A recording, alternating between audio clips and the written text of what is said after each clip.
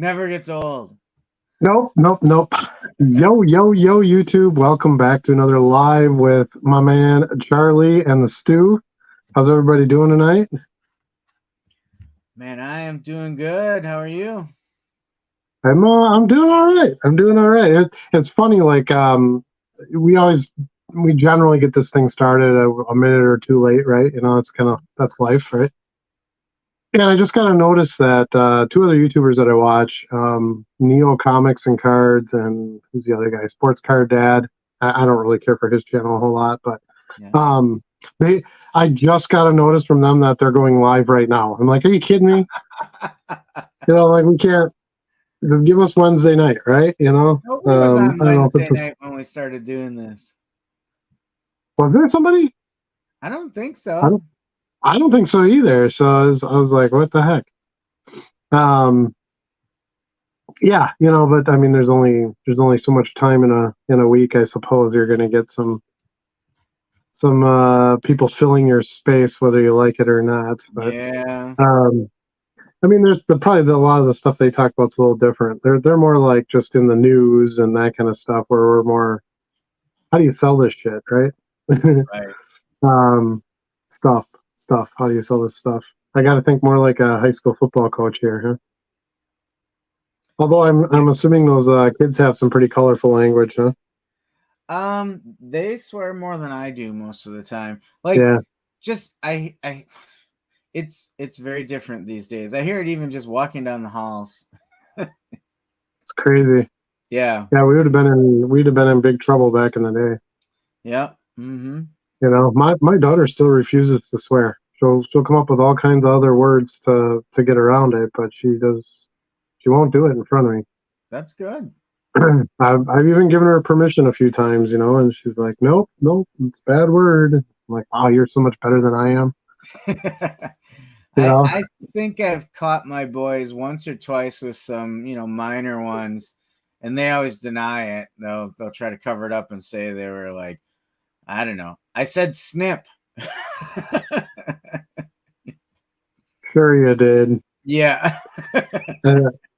I think if the only thing we ever had to worry about with our kids doing is swearing, I think we'd be all right. That's pretty successful child rearing there. So, all right. So we've got a fun show tonight. We're getting a pretty active chat regularly. So I kind of wanted to maybe lay off some of the topics for the week, and maybe just throw one topic out there that I thought was kind of broad. And let's let the chat kind of run wild with it as well and see where it goes. Yeah. Because basically the topic for tonight is what is going to be on your eBay wish list. So kind of going into the new year, if you could change something, add something, take something away, what would that look like? And I think my top request on that list would be to have some sort of AI photo recognition for cards. They kind of teased with that a while ago, that they were going to do that with Pokemon and Magic the Gathering and start with some of the trading card games, that you were going to be able to just take a picture of the card and boom, it would preload everything, and then you could just kind of tweak stuff if you had to and add your photo. And then it was, we're going to bring this to sports cards, and it's just been dead air since. So that would be my number one, as a person who lists on their phone directly through eBay. Anything that could simplify that would definitely be beneficial. So that'd be top on my list. What you got on your list there, Charlie?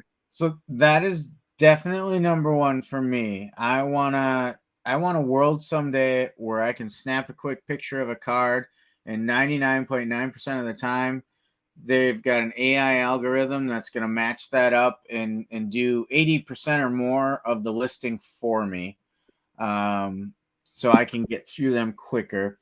I think that, I don't mean to interrupt, but I think that might be something they're building towards, so that they give us like the AI descriptions, right? Yep. But honestly, I think in a way that's like a data mining tool for them. Yeah. They're going to match that up with title listings and things like that. And then when they feel like they've got enough bulk where, um, like you said, with the most accuracy, you could snap a picture and it could tell you, oh, hey, I've seen this card before. This is what it Yeah. is. You can go with that. So I'm kind of, that's one of the reasons I also like to use the AI when I list. I want to participate in it because I want it to grow. So, Mm-hmm. um, yeah, we'll see. But yeah, I can't think of anything else that would top the list. No, no. For me, that was the quickest number one. Like that was the first thing that came to mind, and anything I came up with afterwards couldn't even come close to it. Yeah. So I definitely have some more we want to add to the list, but let's get to a little bit of the chat here. We've got quite a few of our friends joining us already. So we got the bargain boxer here, of course. Let's go, Stuart. You had made a mention on my there, right on cue. Um, you had made a mention in my video yesterday that you were going to join us tonight, so I'm glad you were able to make it. MD Sports Cards is here, of course. Good evening. We got Tom Bullard. Tom, how's it going? You keeping up with those listings? I beat Charlie to the ask this week. That's right. He says, "Good evening, Gettins," and then he says, "Gents."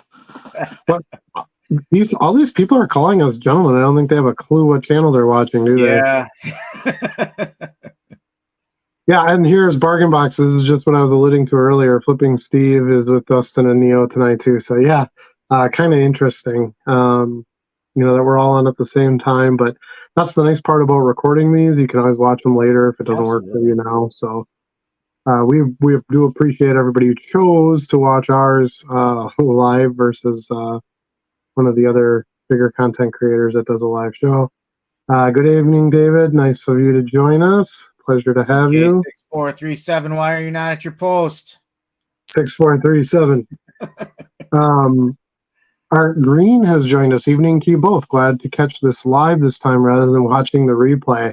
Well, we're glad you could catch us too. Every Wednesday, 8 o'clock Central Standard Time is when the show is. So mark it on your permanent calendar for a weekly reoccurrence, and you should never miss it in the future. But we're happy to have you. Let's see. Tom says he's had his best profit yet and gave person 60% of comps. Oh, lucked out on a 22 Prism World Cup Qatar, out of 22 Maroon Prism Jude Bellingham, second year card. Sure. I actually know that card, so that's nice. $20 because a big seller mislabeled title as a red Prism out of 399. Yeah, that's a big change. Hey, good for you, man. You have to score when you can score. Yeah. Um, I do that a lot at the local card shop. He mismarks stuff quite a bit, and I was just in there this past week to pick up those Christmas cards, and he had a bunch of the Favre ones in there, which, of course, in the Green Bay shops they never have anything, Favre on the cheap. So he's like, "Oh, I mismarked them." I'm like, "Yeah, that's my win." Yeah. But yeah, good for you if you sold it at 60 at comps and still made a profit. So that's where I think this brings up a good point. That's where it's not always to try to maximize your profit. It's good to um, know when you have an easy win and get out and do something else. Right. Take that money. You got it for a big discount. Offer your buyer a discount. Your customers will be happy when they get some of those scores. And I try to do that quite a bit. When there's a giant margin in there of profit for you, give a little bit of it away to get that sale. Do you agree with that, Charlie? Yeah, absolutely. I had a similar sale like that this week where I sold it at a pretty steep discount just because I had a find I bought for I think 40 cents. So I flipped it for $20 and was able to send it out in a standard envelope then, didn't have to pay the additional shipping. And could I have gotten another $10-15 if I wanted to wait longer? Sure. But I felt like I've got plenty of profit out of it. Let's move it. I do that a lot when I buy lots. Sometimes you buy I'll buy like a 50 card lot, and I know one card in that lot is going to make me my money back. Mm-hmm. I just try to sell that card right away because I have all these free cards. It doesn't matter what I get for them; it's all profit. Yeah. Um, but you don't want a lot of your money out the door either. So you want to get that sale so that you're at least back to whole, and then you can work on the sales from there. But um, yeah, it's very interesting to see how many dealers will make mistakes on stuff in their boxes. Um, Yeah. and I also know about a bunch of dealers that will take their value boxes and they'll put a more valuable card in the box just as sort of like a search bonus to somebody Yeah. who decides to dig through the boxes. So it might be intentional. If you find a $10 card in a 50-cent box, that might be um, meant to happen, if you will. So I've been trying to list like crazy this week. How have you gotten any more listings done, Charlie?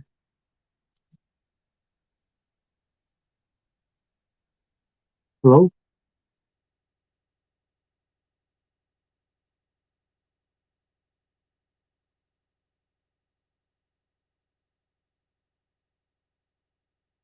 I think we lost Charlie there.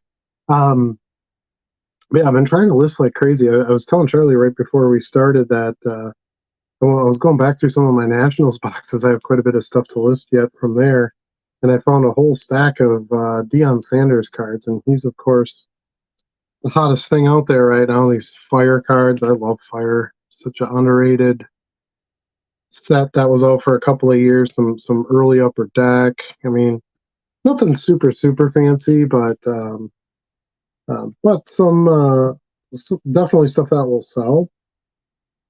So I was pretty excited. As a matter of fact, like this one here, 93 Edge, I just sold one of those this week. So I was happy to. I got a few parallels, things like that. I was happy to come across those and get those listed. Tom says he needed a nice win after a slower weekend, plus tough game coming up Sunday against the Dolphins after they just put up 70. Shake my head. Yeah, they're kind of insane. It was like 8 touchdowns between the two running backs. One game.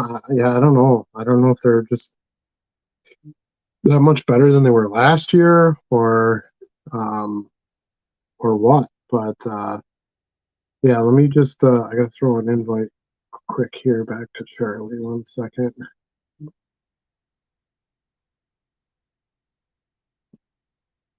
All right, sorry about that. Um, oh, there he is. Yeah, we lost you. Yeah. Looks like it was on my side. My LAN network went Yeah, down and it switched over to Wi-Fi, and I don't think gotcha. StreamYard handles the switchover real well. I guess not. We found that out. Now, the good news about that was you were frozen for a minute, so I was talking to nobody essentially. But then eventually you went off, and I zoomed in as the main screen, and I could keep going. So at least we know we're not gonna have any catastrophic failure unless we both go down, I guess. Did I at So least freeze in a really awkward pose? Like no, you were just kind of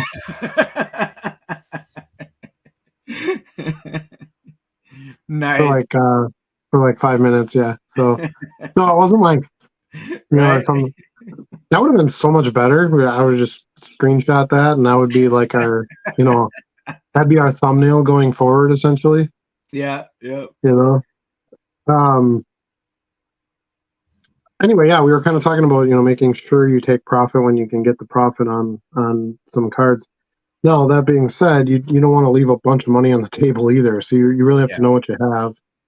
And I kind of mentioned that I had found a bunch of Dion's that still needed to be listed, and I wanted to get those out because right now is the time to max profit on.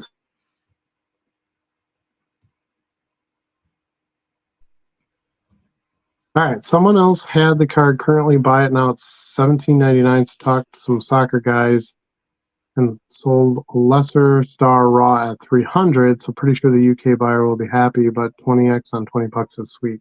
Yeah, for sure. Heck yeah. For sure. I didn't have any like finds like that.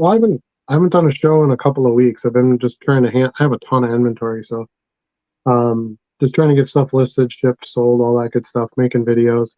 But I did buy a 2-box special from Wildcard. As for those of you who've watched the channel for a while, you guys know my affinity for the Wildcard products. And I did pull a 101 Hendon Hooker out of there with the cool dinosaur on it. This is a case hit. It's called Dynamite, and it's the 101 parallel.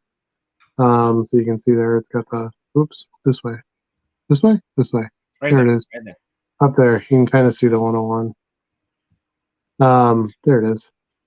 Anyway, so pretty cool. Anytime you pull a 101 of a young budding quarterback star, that's a solid. Of course, you get 8 autos in the box because Wildcard always takes care of you with the autos. By the way, it's $150 for that whole box. So, I mean, their prices are so good. And I did pull an Anthony Richardson. This is numbered out of 9, by the way. And speaking of Wildcard, I've been getting a lot more offers on my Purdy auto out of 5 again. Yeah. I think remember when I pulled that last year, and they're looking pretty darn good. I don't know that too many teams are going to compete with the 49ers this year, especially on the NFC side. So yeah, I think there's a lot of hype for that kid to continue to do well. Yeah, the But those football are kind of. market's Did you have any? going pretty strong right now. Yeah. Did you have any good polls or value buys or anything this week? I did not buy anything new this week. Since the last show we went to, I haven't grabbed anything new. Did spend some time working on my inventory a little bit to kind of set things up a little more efficiently when I want to list it. I went through some basketball, and I actually grouped everything by brand, like set. So I took all my paninis, and so for example, these are all panini Donruss basketball in here. Okay. So when I pull them out, I can list them that much faster because they're all going to be the same, sell similar, Yep. change the player number, and ready to go. So I think I'm going to do more of that with some of my inventory, because I had been kind of messing around and trying to figure out what's the best way for me to go through it in the time that I have, and I think I've settled on that. Yeah, I sort of sort my cards in 2 ways when I'm going to go list, and of course it depends on what you have. If it's all random stuff, it's random. But I'll sort them by player. Like I got this nice little stack of Deons, so I'll just keep ripping through a bunch of Deons, just change the set and the year and whatnot, card number. Or I'll go by the set. So I actually put them away already, but I had a stack of like Prism based stars, and I just went through and quick list, changed the number, changed the name on the listing, and then hit the AI. So make a new description, and boom, your new price. You're all set to go. You can list a stack of 50 in 10 minutes. Yeah, I mean, the whole thing was I sat there thinking about what is the way for me to change the absolute least for each card. Right.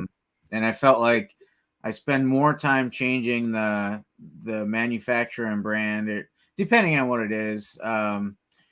Like I think 90% of all my basketball is Panini, which makes sense with the licensing, right?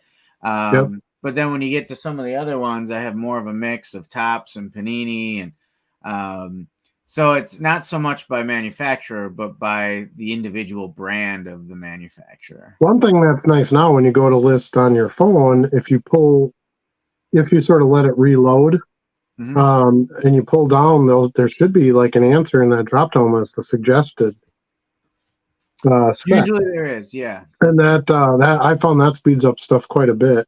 And generally, like if you have like a theme, like it's all one player, that first card you list you might have a bunch of stuff to pull down and drop. Yeah. But then you list similar off of that one. Yep. And you should be able to just change the year, the set, whatever.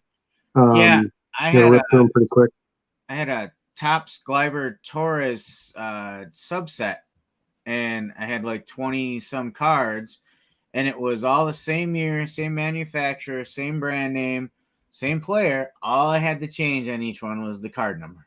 Yeah, yeah, it's That goes glorious. really quick. And you know, worst case scenario, you know, change the card number. It's not really going to change your views a whole lot. Yeah. Your traffic should really still be there.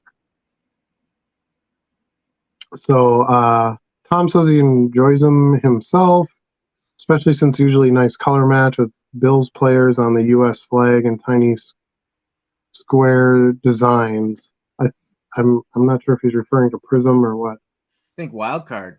Wild card, because wild card changes up their design a lot.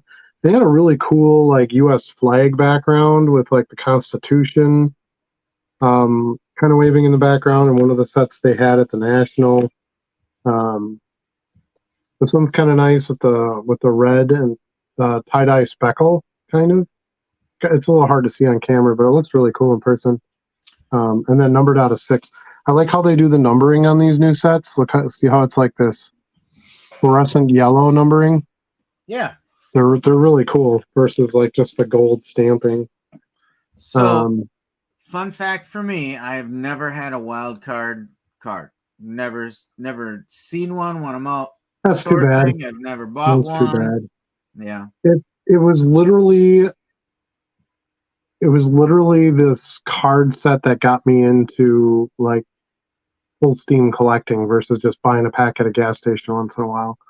When the sets came out with the stripes on it in the early '90s, Yeah. and the Favre rookie was in there, and you could, if you got 1,000 stripe, you could send it in. They'd send you 1,000 copies of that card. Like that was mind blowing, you know. And I don't know, just ever since then, it was just they had really cool inserts. They were one of the first ones to do chrome, the very first one to do a parallel. They had color variations with the different colors of the stripes and very affordable products. You know, of course, the big downside now is they just have the player licenses. But like I said, that is fading some. You know what? I sold 50 Tom Brady's this week. Guess how many of them were of him in his college uniform? Like 40, some of them. Really? Yeah. So I don't know that it's as, you know, will the professional license stuff sell for more? Sure, but you're going to pay a lot more for it too. You know, a wild card box with 8 autos with a 1 of 1 and a top 3 QB auto in it. I mean, if you wanted to pull that out of Prism, you'd have to spend 10 grand. That's true. You'd have to buy like 10 boxes to get anywhere close to those kind of good pulls. So you have to decide, you know, okay, great. If I pull the Anthony Richardson auto out of Prism, which I don't even know if he's going to be in Prism this year with licensing, but let's just say for argument's sake he is, and that card's worth $3,000 and this one's worth 500, you're probably still better off going after this one. Yeah. You know, there is a market for them. Yeah, and I'm not here to promote wildcard by any stretch of the imagination. It's just I feel like I have to defend a lot why I like wildcard and why I buy it, and it just seems kind of crazy to me because they're such nice value.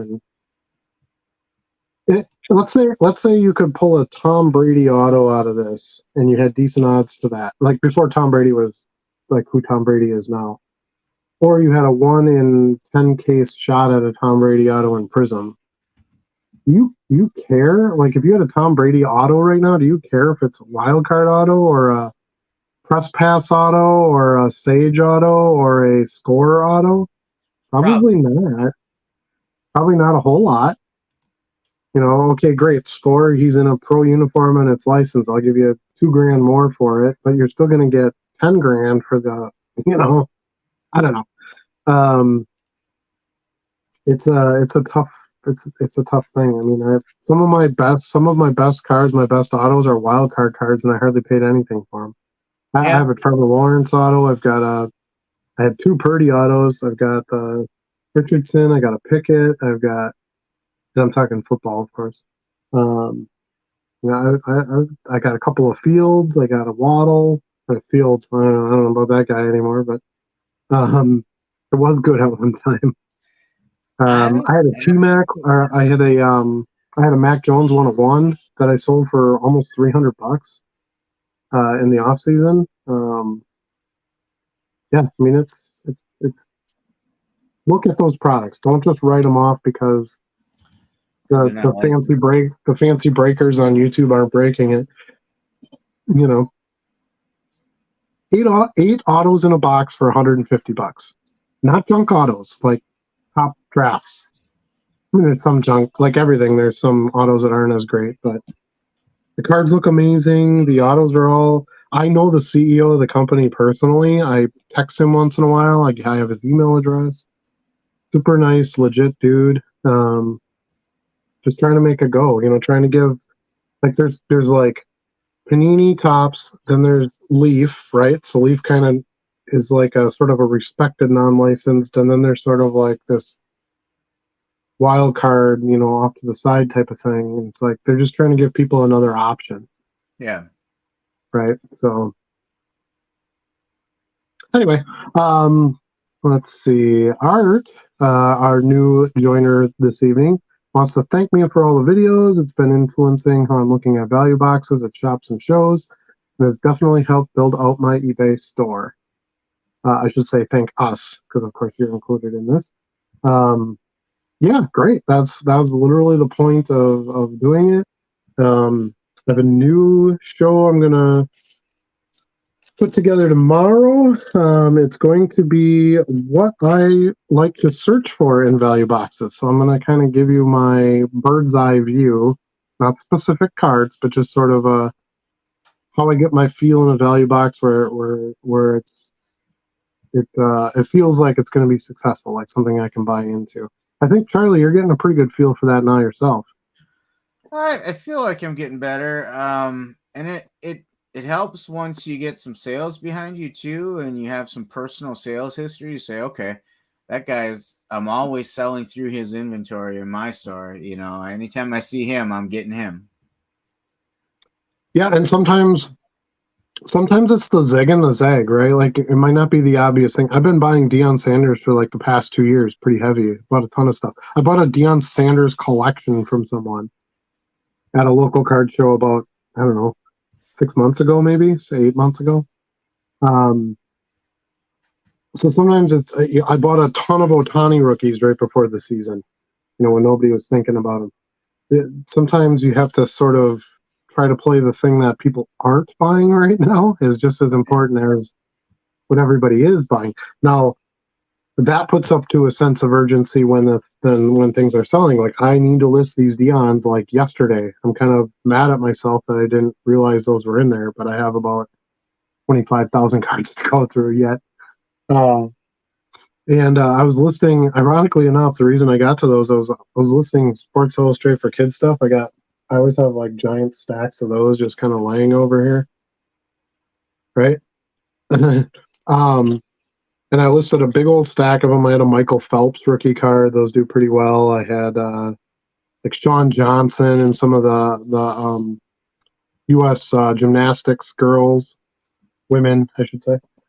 Um, I wanted to get some of that stuff on. I like that unusual stuff. By the way, I sold a Blitz bird mascot card this week. Sometimes we like to talk about our weirdest sale. That was my Yeah, weirdest sale. yeah. Um, I digress. I'm going way off the rails on like 5 topics at once here, but anyway, I got bored listing those, so I'm like, I'm gonna go grab a stack of that those like good vet stuff that I got from the National, and then I tripped on a couple of Dion's. I'm like, oh crap! I thought I pulled all the Dion's out of here, and I kind of went through the rest of the row, and I'm like, oh man, there's more. Yeah. Um, but his stuff has been selling insanely hot right now. I've probably got 5 to 10 Dion cards going out a day. Mostly full price. I sold all the rookies I had. I had about a stack of 89 Pro Set rookies for probably like a quarter a piece. Yeah. They're so overprinted. I think I have 1 or 2 of those left. I don't know. You have to check my store, but I sold both of the tops traded football that I had. I sold two of the Upper Deck Baseball, where he's got that like Jerry curl hair. It's like Yes, a close yes. up of him with that big Jerry curl. Yep. Um, what else did I sell as far as big stuff? I mean, I had some parallels. I had a couple of numbered cards. You know, I mean, it was just some of everything. His name was just so hot. Now that they lost like 650,000 to 2 or whatever on Saturday, um, maybe that'll come down a little bit. I don't know, but That's what I was wondering. How is that going such to a affect the mystique? but even before they had this sort of lucky run of wins, I could kind of see where things were going. He had his own TV show. I was watching that, so I was buying his cards then, and then he took that team from nowhere to somewhere, and his kid was really good. So I'm like, well, he's going to go wherever. He's going to bring his kid to a real school. I shouldn't say real school, a big school, right? With more opportunity and NIL contracts and all that kind of stuff. So I'm like, so he's going to leave and do that, and then they should win there, if they improve their quarterback position that much, and you have to have a little bit of. And as far as the Otani thing goes, I'm probably going to scoop up. I shouldn't. I guess I shouldn't play my hands now, but um, I'm going to try to scoop up as much, Otani deals as I can get in the off season. Again, I'll watch it a little bit, storyline wise, and kind of see how his arm's coming along. If they think he's Right. going to pitch, and because I really think the two sides of the plate are an important aspect to his success, or to his, you know, career, I guess Yeah. is maybe the better way to put it. Um, there's also a kid in college football right now playing both sides of the ball. Did you see that? He's a No. cornerback and a wide receiver, I think. Wide receiver and a cornerback. I And feel he's like I like, maybe saw some highlights of a game this weekend, and there was somebody playing both ways and on special teams or something. yeah, and he's like, yeah, he was a returner or something. And he's like all American in like both sides. And so I'm like, kind of watch that. Because think about it. That's we can kind of equate that to us back when we were younger, and it was Dion and Bo, Oh, right?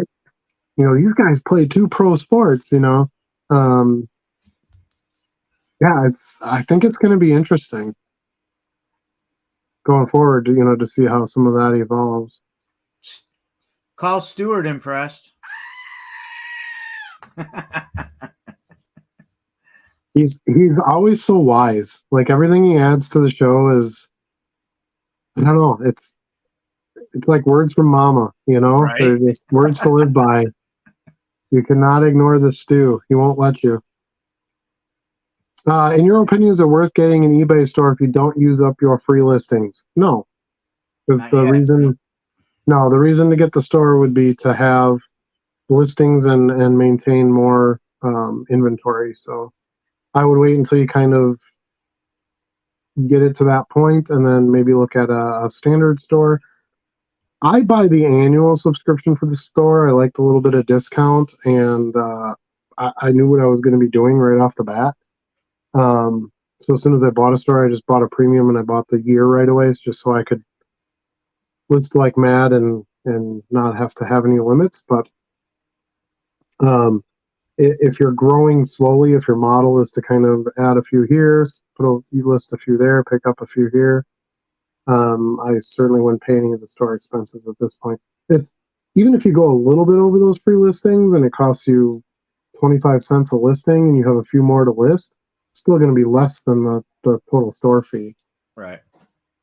So it's a game of math. I know how everybody hates math, but math is, when you're talking profits, and especially when you're looking at small margins and large volume and all that, you got to do a lot of math. Yeah. So, but no, I would say at this point I wouldn't do that until you felt like you were regularly getting over that number. Um, when Charlie started, I kept telling him, "You're going to get a store. You're going to get a store." No, I'm just going to use my free ones. And what happened, Charlie? I got a store. Once Yeah, I started every month going through the free ones and then waiting for that new first of the month, I was like, okay, I got to get a store now. yeah. You have to decide if you're going to just do some sort of a tiny side hustle, or you want to try to kind of run a business? So at some point you need like a real storefront. Um, you get some other stuff with the store. You go to a premium store, you get the $50 supplies coupon every quarter. You get some free auction listings. You get like 500 free auctions each month. So you get some other bonuses if you do go over their limits, which is a lot, like 66,000. Your listings are only 15 cents a piece, so you get them cheaper. There's just some other advantages. You get better charts and graphs and all that on your dashboard, and there's many reasons to have a store, but the main one is for the listing cost. So I actually believe eBay has a pretty good section on their website. If you kind of just Google search, should I open an eBay store? They have a pretty good link on there that kind of tells you like, When it makes this sense. is, yeah, this is what you need to be doing for it to be worth it for you to have a store. Um, and I mean, a lot of other people have copied, put that kind of information out there as well. But if you're looking for something with, more concrete numbers, that'd probably be the better way to go. But if you're not using up your free listings, I wouldn't pay for a store. You're not going to get anything above that at that point. I think Leaf would do well to copy Wildcard's pro uniform look, since they feel like Wildcard is a pretty cool. Yes, I agree. They it's hard to tell because this product that I just opened, they are in college uniforms.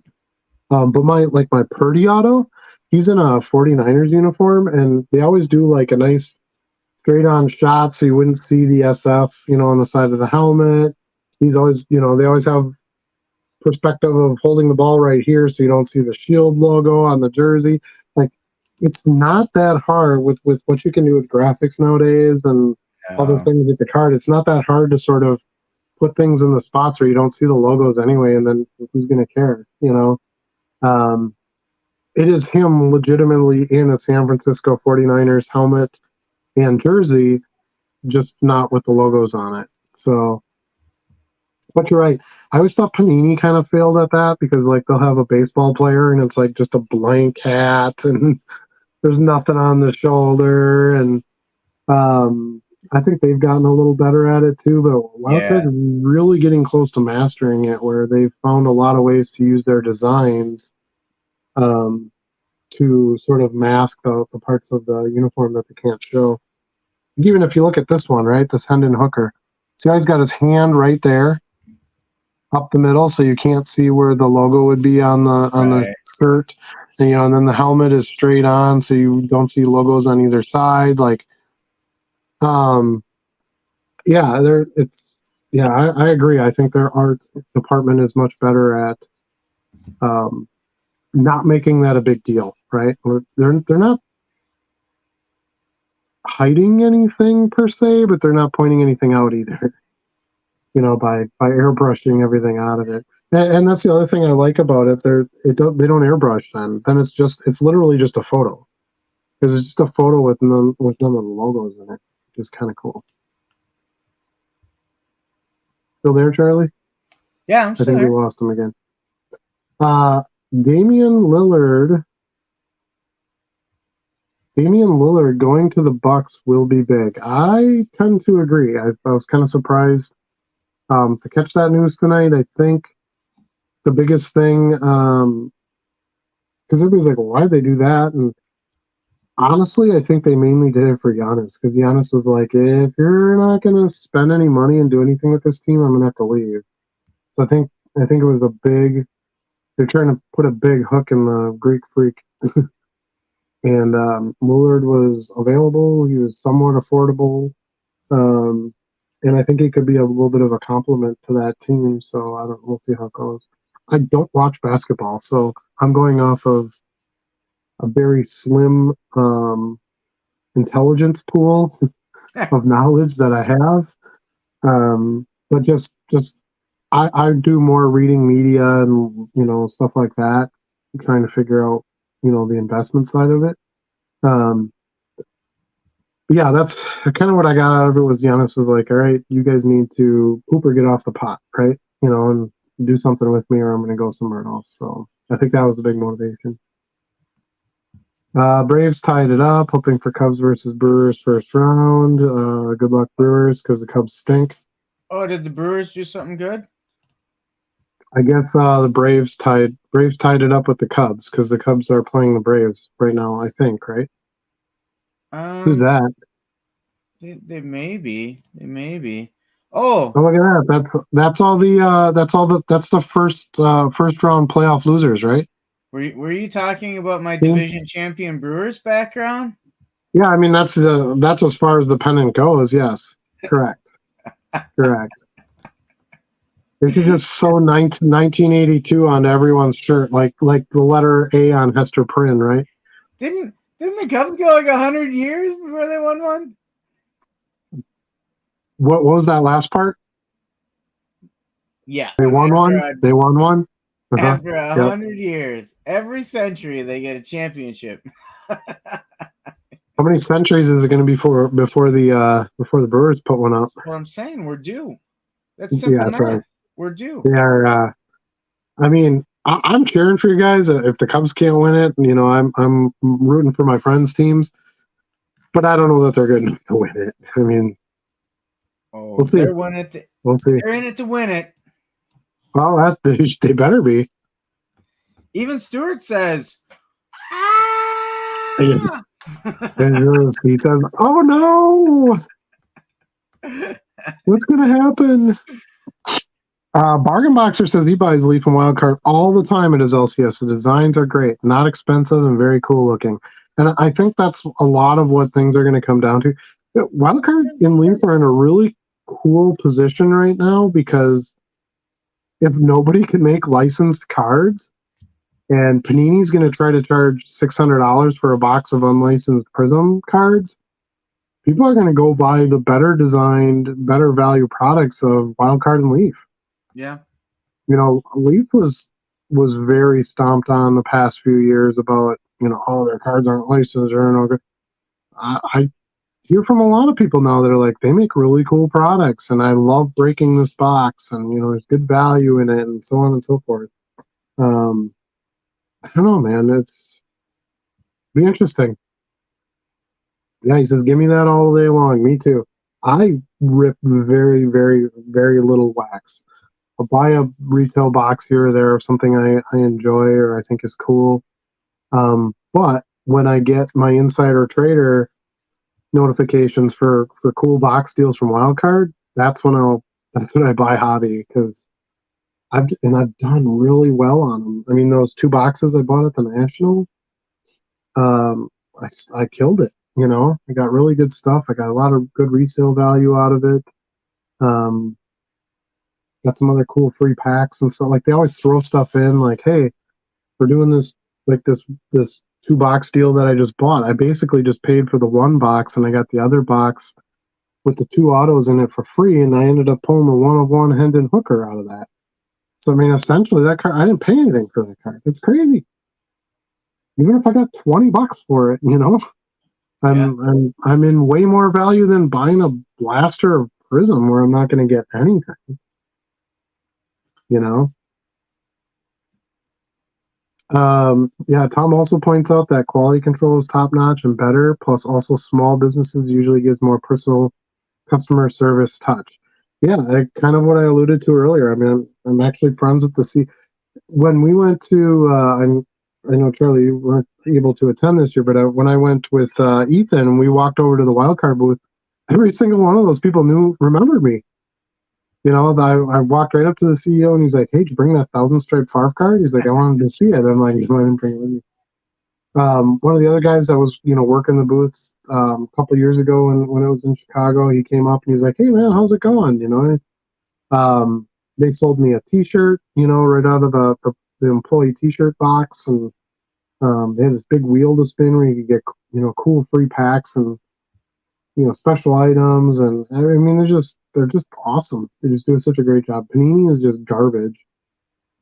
Wasted way too much time at the Panini booth. They ran out of silver packs, and then they had to drive somewhere out of town to go get more. So we stood in line for like 3 hours in the desert heat of that con that had no air conditioning to wait for these stupid silver packs that had crap in them.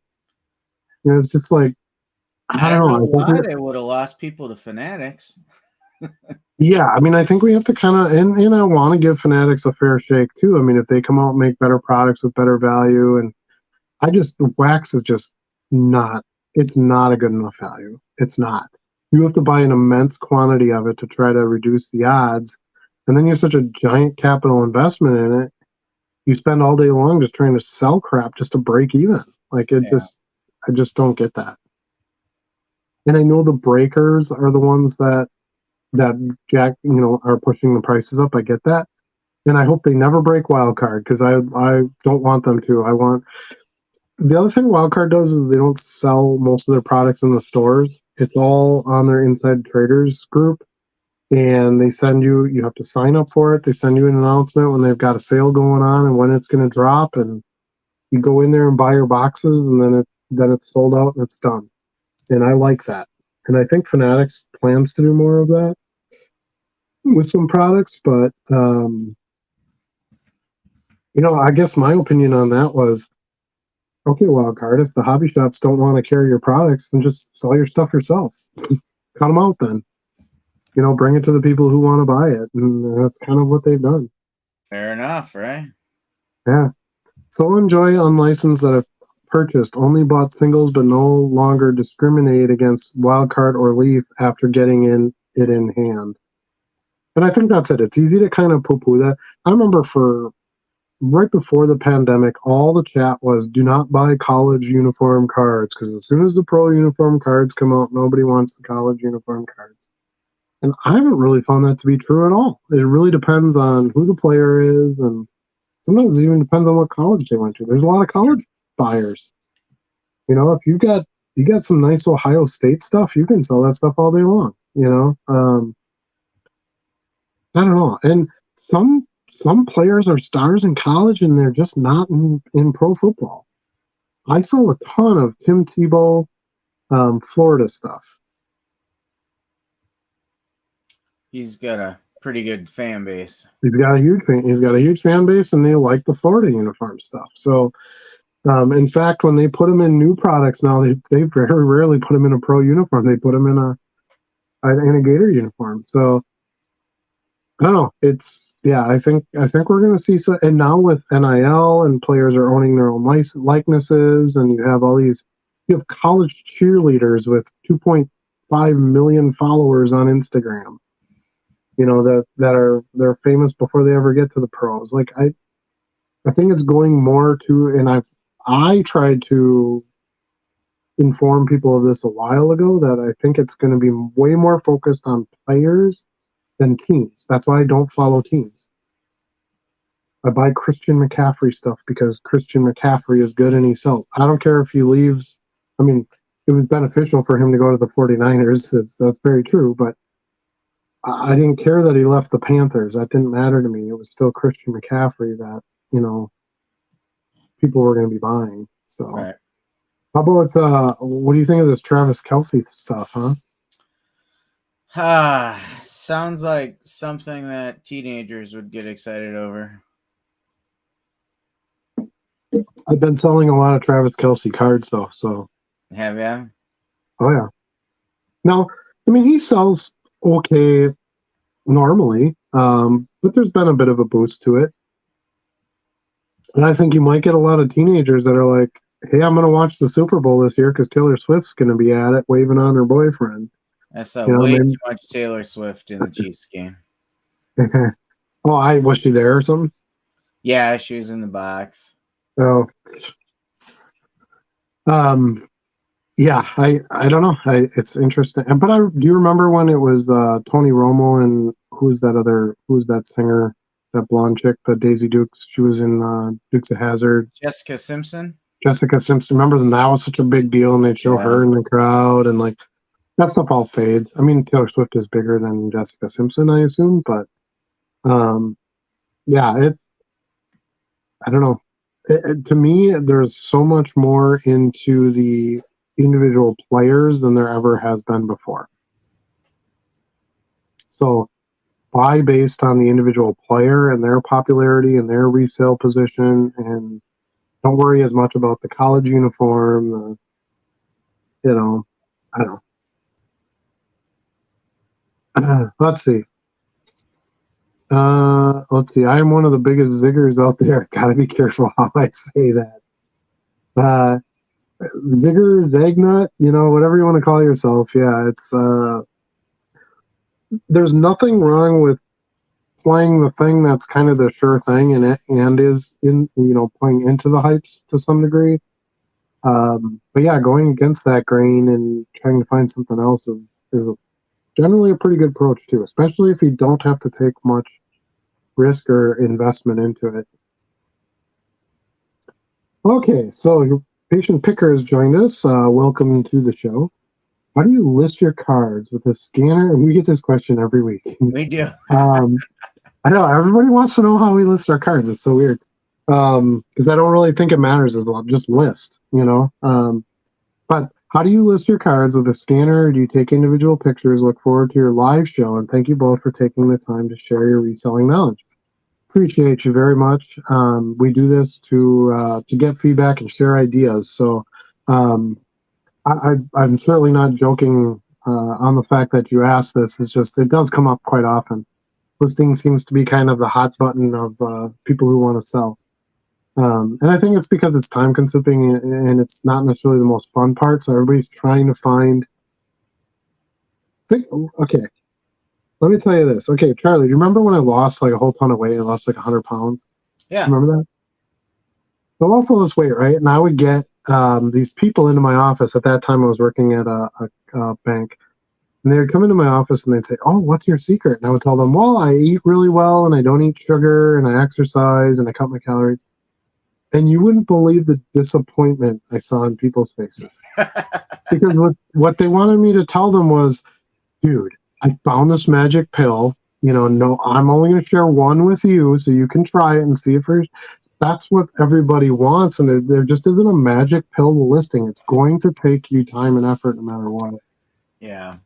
But no, I don't use a scanner. And as far as I know, Charlie still doesn't use a scanner. We take pictures with our phones. Charlie has a really cool process, and I don't do it this way because I'm more of a do it now and get it done kind of guy. I'm not a pick up a task later. He's also busier than I am. But he'll take a lot of photos and then go list the cards later. So he might sit with that stack while he has them in front of him, take all the pictures, and then when he doesn't have the cards with him, he can list in the car, on an airplane, on the sidelines. I know you list on the sidelines. Don't tell me you don't. Not during our games, no. Not during the game. Only when the defense is on the field, huh? So, like, for example, you can't really see it with my background, right? No. But right now, those top 3 rows are just the last cards I took pictures of, just waiting for me to be sitting someplace waiting in line or whatever I'm doing, and I can start listing them. Yeah, we kind of, Charlie and I kind of have the same view on this. We don't agree on everything, which I think is important. There's lots of different ways to do, well, you know what I mean? And there's lots of different ways to do things, lots of different views. There isn't a right or wrong answer to this. But we both feel like you get a better human eye view of the card with a photograph than a scanned picture, especially when you're looking at chrome refractors, stuff like this where it's got swirly laser lines and stuff on it. I just don't think a scanner does the right job with it. And the way cards are nowadays, especially the ones worth buying and listing to sell, most of them are that. Most of them are chrome or refractor or a color or a prism or a pattern or a parallel or a numbered card, something to that effect. Something like this. Oh, that I gotta take the goat off sometimes. Yeah, Yeah, exactly. Yeah, there's so much shimmer in there. Like I can't imagine how a scanner would ever pick that up well. No, and I honestly think it does improve your sales when somebody thumbing through listings, sees the really nice quality, shiny version of this card versus a scanned, kind of dumbed down, no light version of it. Yep. I think it can actually help your sales. So, and I don't know that it takes that much longer. I can, like Charlie and I discussed earlier, I can take a picture of this card. I have my fields that I know I want filled. eBay helps you pre-fill a bunch of that stuff. I use AI for the description, so I don't have to write anything. I take my photos right in my phone with the app, so it's all right there in one hand, and boom, you hit upload and it's done. I Yeah. can. I made a video about this. You can go back into my video history if you want to check it out. Um, but I can list a card in about 45 seconds. So I don't believe that, scanning a bunch, uploading the photos onto your computer, batching them, going to a card listing program, making sure those recognize the cards correctly, then creating your CSV so you can upload them to eBay, get them on eBay, make sure they actually show up on eBay and you don't have something fail and that kind of thing. That all's going to take time and effort too. And you have to be sitting at a PC. You got to have your scanner with you. I believe the mobile experience just provides you a lot more availability to do things in different places. Quality of cameras on phones now is Yeah. amazing. There's no reason you can't take a quality picture. Something else I thought about, Charlie, and I hadn't really mentioned this before, but I take a third photo when I have a serial numbered card. So I'll take the front of this card, I'll take the back of this card, and then I take a close up photo of the numbering on the card as the third photo because I want that. Sometimes it's really hard to see on a card where the number is, Yeah. and I want that to stand out. Well, if I scan this card, you're not going to get a close up of that serial numbering. Oh, reloading. So I don't know, it just refreshed or something, buffered. But I think I don't know. I haven't come to see the cost. I mean, a good scanner is going to run you 600-700 bucks.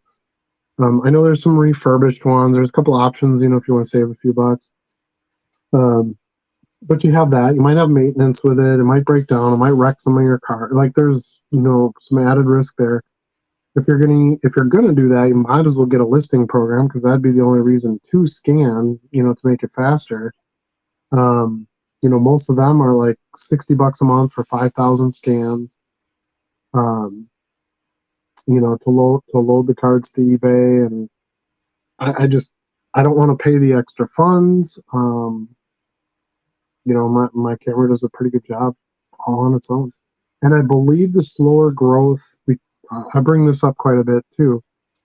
I believe the slower growth has a lot of value. To go from I have 200 listings today to I got a scanner and I got a listing program. Now I threw 10,000 listings on there. Yep. That might be more than you want to deal with all at one time. I mean, all these orders are now going to come in, and now you have to handle all these, listings, and um, I think it's better to. I got a couple hundred more up today. I got a couple hundred more up today. I got a couple hundred more up today, and let it go. When you're like Charlie's faced recently, when you come to a time period where you've got too much else going on and you can't list a lot of cards, that's not necessarily a bad thing because guess what? You're probably getting less orders too. Yeah. You're not getting flooded with work that you really can't handle at that time. Because if somebody orders, you better complete that order because that's cardinal sin number one is to not um, complete the transaction the way your customer is expecting it to be completed. So um, yeah, kind of a long-winded answer to your question. Do you want to have anything to add, Charlie? We kind of covered what I do. I mean, the only thing I would mention that is part of my process that has become regular and scheduled is every morning, every night, I will take those pictures so that I have them with me when an opportunity comes up. After this live stream tonight, I will take a few more pictures of a few more cards so I'm ready to go for tomorrow or before I go to the office in the morning. Because you just never know when you're going to have that window, especially when you're in busy time in your life and you can't dedicate, a regular part of your day to it. Before the football season, I had an hour or two every night I was able to Yeah. dedicate to cards. Now I'm lucky if I can dedicate 15, 20 minutes at any one single time. And you'll get back to that. And that's why Yeah, I said is the beauty of it. You can kind of control your workflow to some degree versus, I mean, I guess you could just scan a couple of cards, but yeah, seems like kind of a waste to just scan 25 cards right. and pay a service to upload those cards for you when, you could really do that in the same amount of time Yeah. on your own mobily for no cost, right? Yeah. And I guess the other thing we should mention too is like how we do the listing itself. So I remember when I first started, I was I was doing a lot like fully by hand the first couple I did, and then I was doing a couple that still was taking a long time. It took me a little bit of practice and research and talking to Adam to understand how valuable the sell similar is. And then it gets even easier as you build up enough inventory where you have similar cards in your own inventories, because then now I think everybody gets their own format that they kind of like, right? Like I always fill out the same fields on every card. I list the title in the same format on every card. One of the things that irks me if I'm listing a lot is when I do sell similar. People are all over the board with the way they list their cards, and then Yep. I'll You want I'll some edit things uniformity. because I'm kind of crazy about my specific way I like to do things. So I can't use somebody else's listing if it's got something in a different order that I would list it. I've got to change it, right? So once you build up your own inventory, it gets even easier because I can take a Barry Sanders I sold before and do a sell something like that. I forget exactly what they call it. So similar. Sell similar, yeah. And quickly just adjust that and put a brand new card out there. Yeah, if you're going to pull it out of someone else's listing, then the link is called sell one like this. Mm-hmm. So that's the difference between the two. And like anything, you get faster over time. Like if you're doing it regularly, it's the other thing I like is, let's say I had this Dion Fire card listed before and I sold it, and now I got another one. I can literally go into my sold listings and just relist it and add a new photo, Yeah. and I'm done. Yep. There's no reason to scan it. There's no reason to add info. There's no reason to do any of that. I simply just need to put the photo on there, and I can list that card again. Yeah. Um, and a lot of times, my cards, like let's say, okay, so this is a more modern card, right? This is 90. What is this? 94 upper deck Eons, and I got 3 of them here.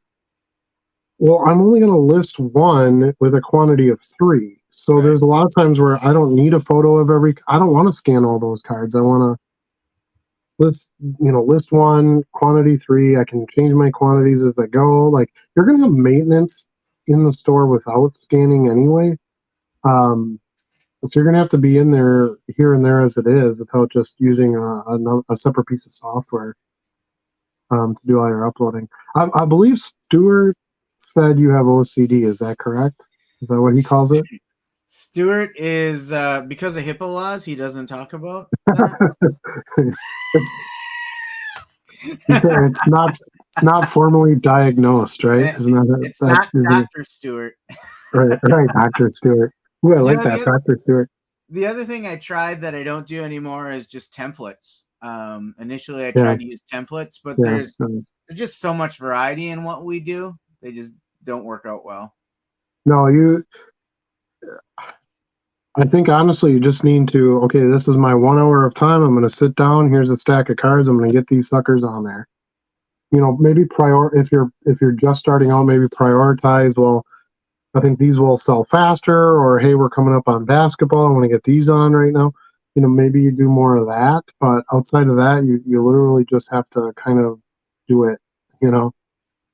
Now, if you want to buy a scanner and you want to use a program and that's how you want to do it, that's awesome. But More power to you. Your question to us is how do we do that, and we don't, and that those are the reasons why. And yes, it's Travis Hunter for Colorado. That's what I thought it was, but I didn't want to speak out of turn. I don't watch. This is going to sound crazy, but I don't watch sports. um, I follow the storylines, and I follow some of the people and stuff like that, but I don't watch the games or anything. Not even the But I pickleball did world hear that championships? no pickleball.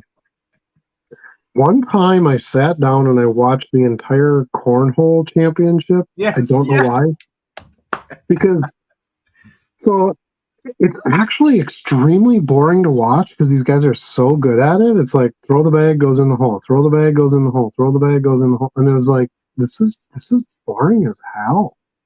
It was worse than golf. I watched it as So well the very first time I found it, and it was just pure shock value. I was like, is this really on the Ocho right now? yeah, it's yeah, I don't know.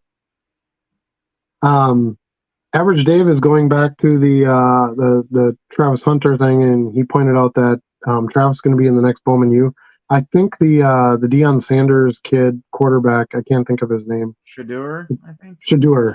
Yeah, and it was a kind of a different name. Shadur Sanders, I believe he has a card in it too.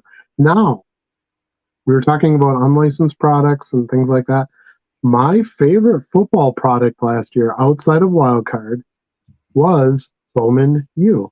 It's a great product, Bowman U Yeah, Chrome. Hopefully, it's going to be we a were Chrome big on product. that.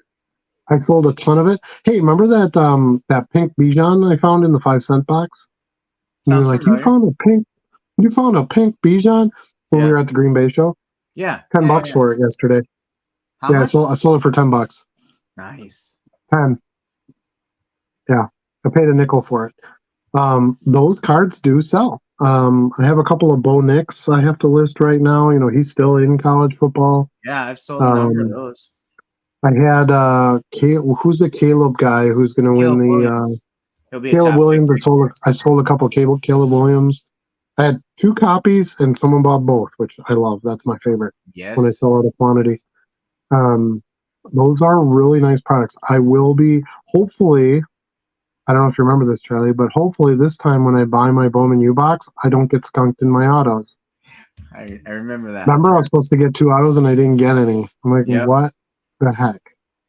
Um, Looks like the Cubs just lost to the Braves in the bottom of the 10th, so pretty hot.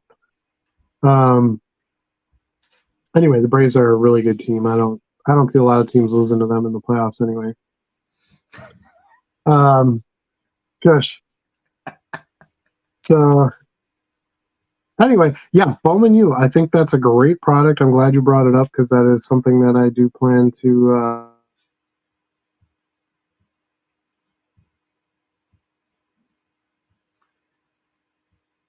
Bowman U is one of those products that initially I did not have a lot of love for, but eventually I got sold on it.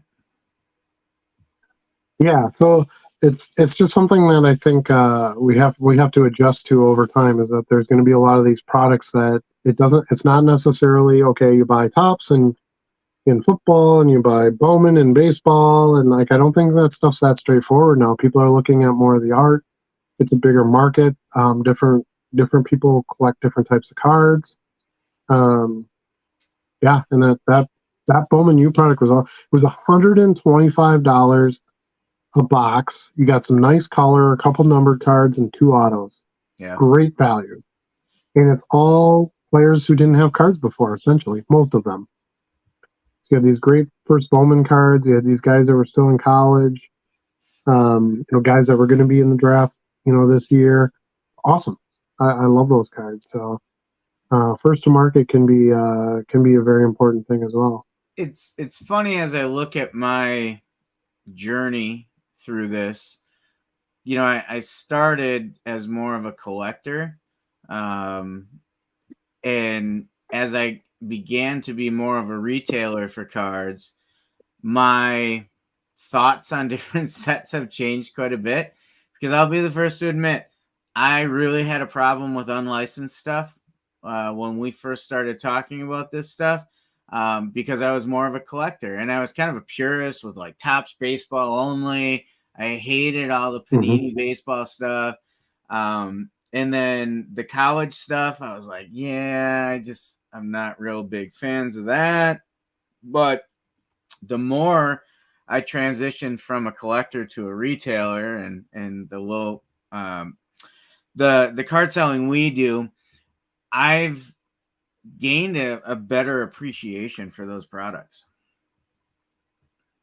Yeah, and I think it's kind of the old guy get off my lawn Yeah. mentality that's starting to go away. So yeah, if you have I'm pretty a sure you just 75-year-old called me an man old coming up guy here, Stuart said it. It wasn't me.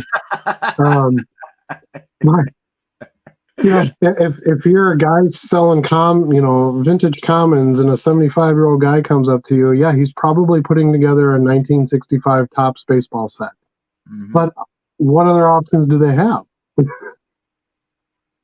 You couldn't be creative in cards. There wasn't really any other options, and Right. it was kind of like, for a while there, unlicensed products were looked at as, not legit because NFL didn't sign their name to it. And it's like, it's not that straightforward. It's a business thing, and you have to look.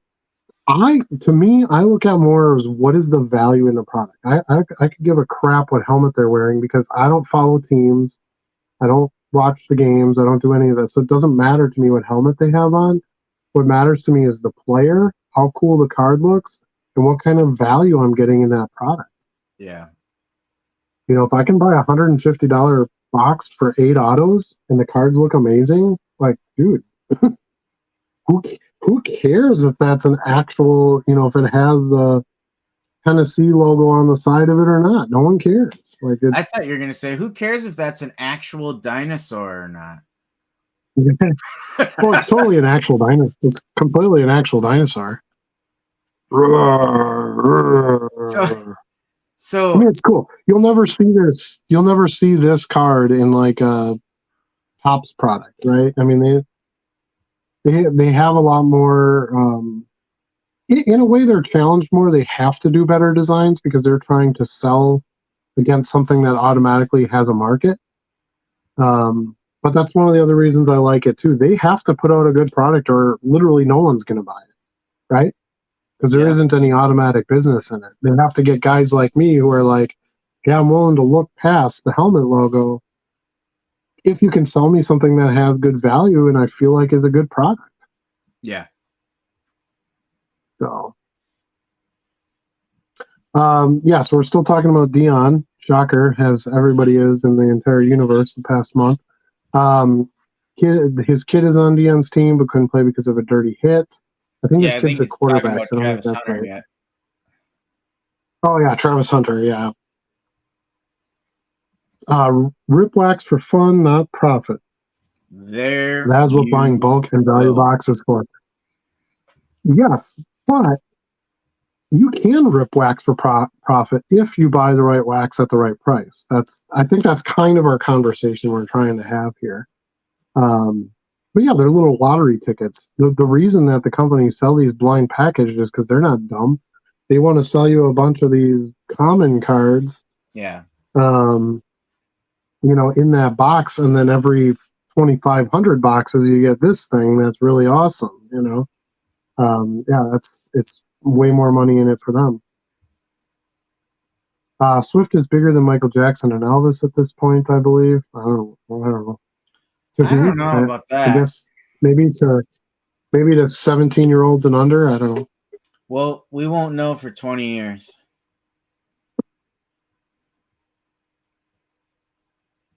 I To me, who I would equate Taylor Swift to is Madonna of our time. That's the size she's at. Like she's this queen on a pedestal kind of thing, untouchable.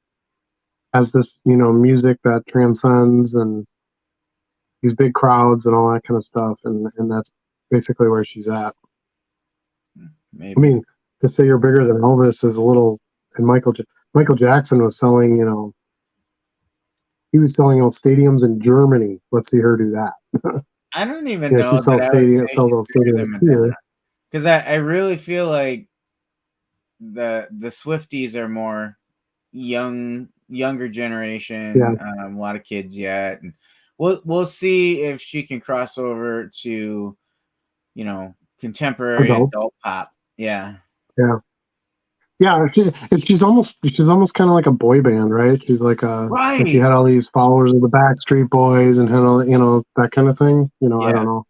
I don't know much about it because again, it's something I don't follow. I know who she is, and she's like, all right, I'm going to Travis Kelsey's game, so I'm like, all right, I'll put a bunch of Kelsey crap up if I can get 17-year-old girls to buy this stuff. I'll take it. You know, you, you got to take the market where the market is, but yeah, it's kind of interesting. Hey guys, I just became a top seller and my sales slowed down. Am I missing something? Um, no, it's kind of ironic that you bring that up because this is something I was going to talk about. My sales have actually slowed down the past probably 2 weeks or so too.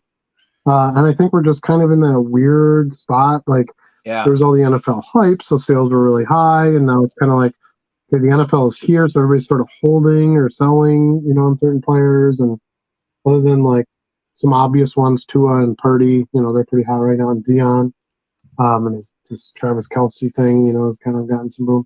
Um, but I think that's kind of sitting. And then basketball hasn't really gotten to a hype stage yet, so that hasn't really gone. Soccer's sort of mid-season, so there really isn't, much action going on there. So it's baseball is like just getting to playoffs, but once playoffs hit for baseball, like baseball cards don't sell for crap. I've noticed that in the past. It's all about the preseason and because that's a little bit different market. That's mainly a prospecting market. There just isn't much hype for prospects in playoffs. You're looking at more of the stars, the players that There's a are going to little win bit of a games. bump for the playoffs, though I noticed, but A it'll little be because short they lived. can bring some guys up.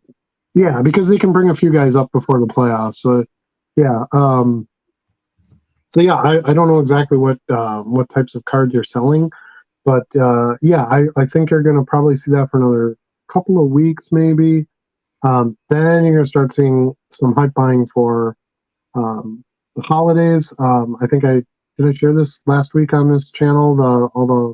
No, because I just bought them. All the Santa Claus football promo cards I bought. No, you didn't talk about that. Did I tell you about those? No. I can grab those. Um, but anyway, you're going to have all the holiday buying. There's going to be new hype to football because now it's going to be cold and everybody's sitting at home and watching the games on Sunday, and they start to mean more as you get closer to the playoffs. Blah blah blah.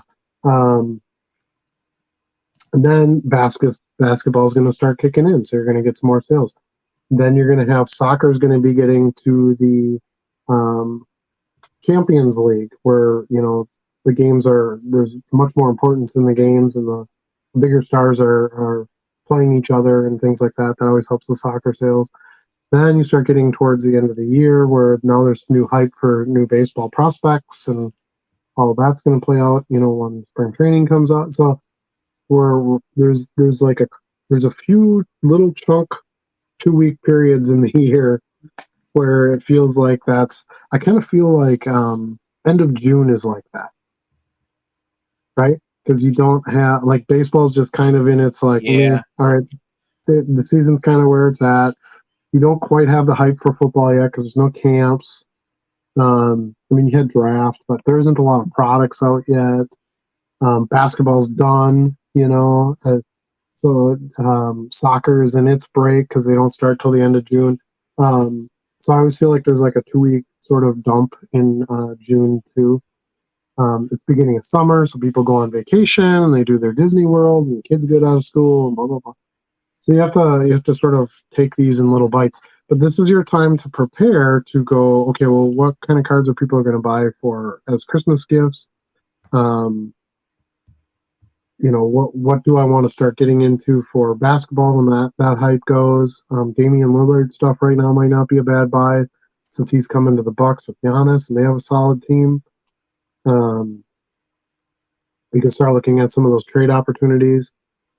What teams from the soccer leagues are going to be in make it to the Champions League? Like you can start to make a few plays right now, but as far as sales go, they are going to be a bit slower. And I think people this time of year just aren't spending as much. They're into the the full swing of school here. It's not quite the holidays yet. They're sort of saving their money because they're gonna have to buy that stuff, and people are still out doing stuff because it's the weather's decent, and I think we kind of all start to hunker down, and then you're going to see a lot more online buying activities. This is So I don't know. also, What's your take on it, Charlie? yeah, it's also where we talk I'm gonna about grab diversity. those Santa cards. Okay. Huh? Yeah, go ahead. We were talking about slow. We were talking about a slowdown in sales. Yeah. So that's also where we talk about diversifying your store for those lulls between seasons and those dead periods throughout the year for the major sports. So that's where you want to have one, you want to cover all the seasons you can that you're kind of interested in, but then you mix in some of that non-sport as well. And you Yeah. can, mix. I think it's good when you have a lot of like Hall of Famers and iconic veterans as well, because I think those tend to sell year round more so than the hot player of this season. So you can kind of help yourself by being more than a one trick pony, right? So that'll help pace your sales through the year in some of those dead periods. Yeah, I think those were excellent points. I kind of forgot the non-sport side of things, but yeah, those I've been selling a lot of Ninja Turtles lately. A lot of Simpsons in the last week or so has really picked up. I'm trying to think of what else non-sport really has sold.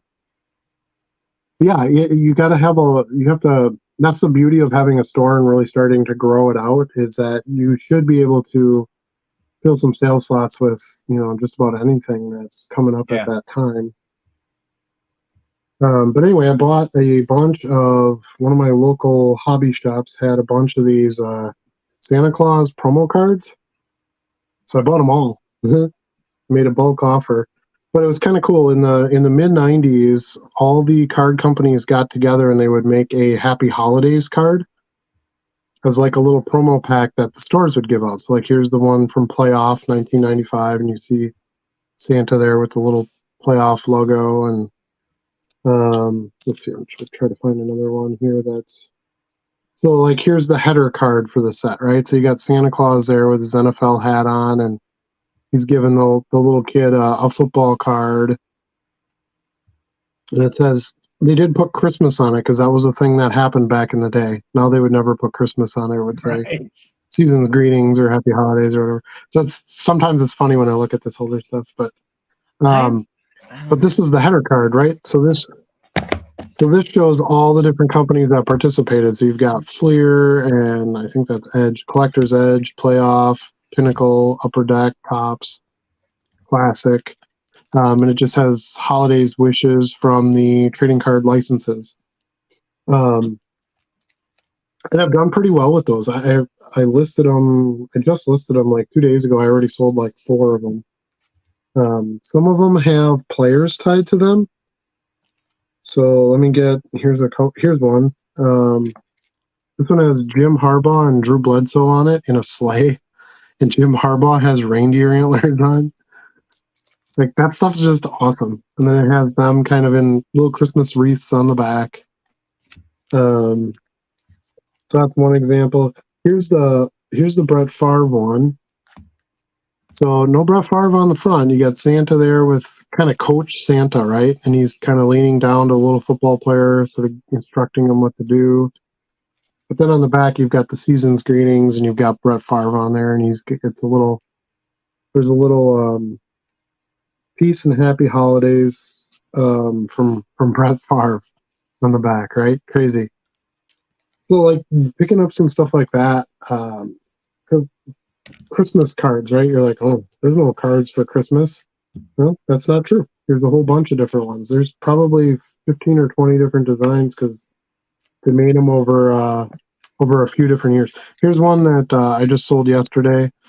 It says Got Edge, and it's a collector's edge. So back in the mid '90s, Got Milk was a big thing. You remember Got Milk? Yep.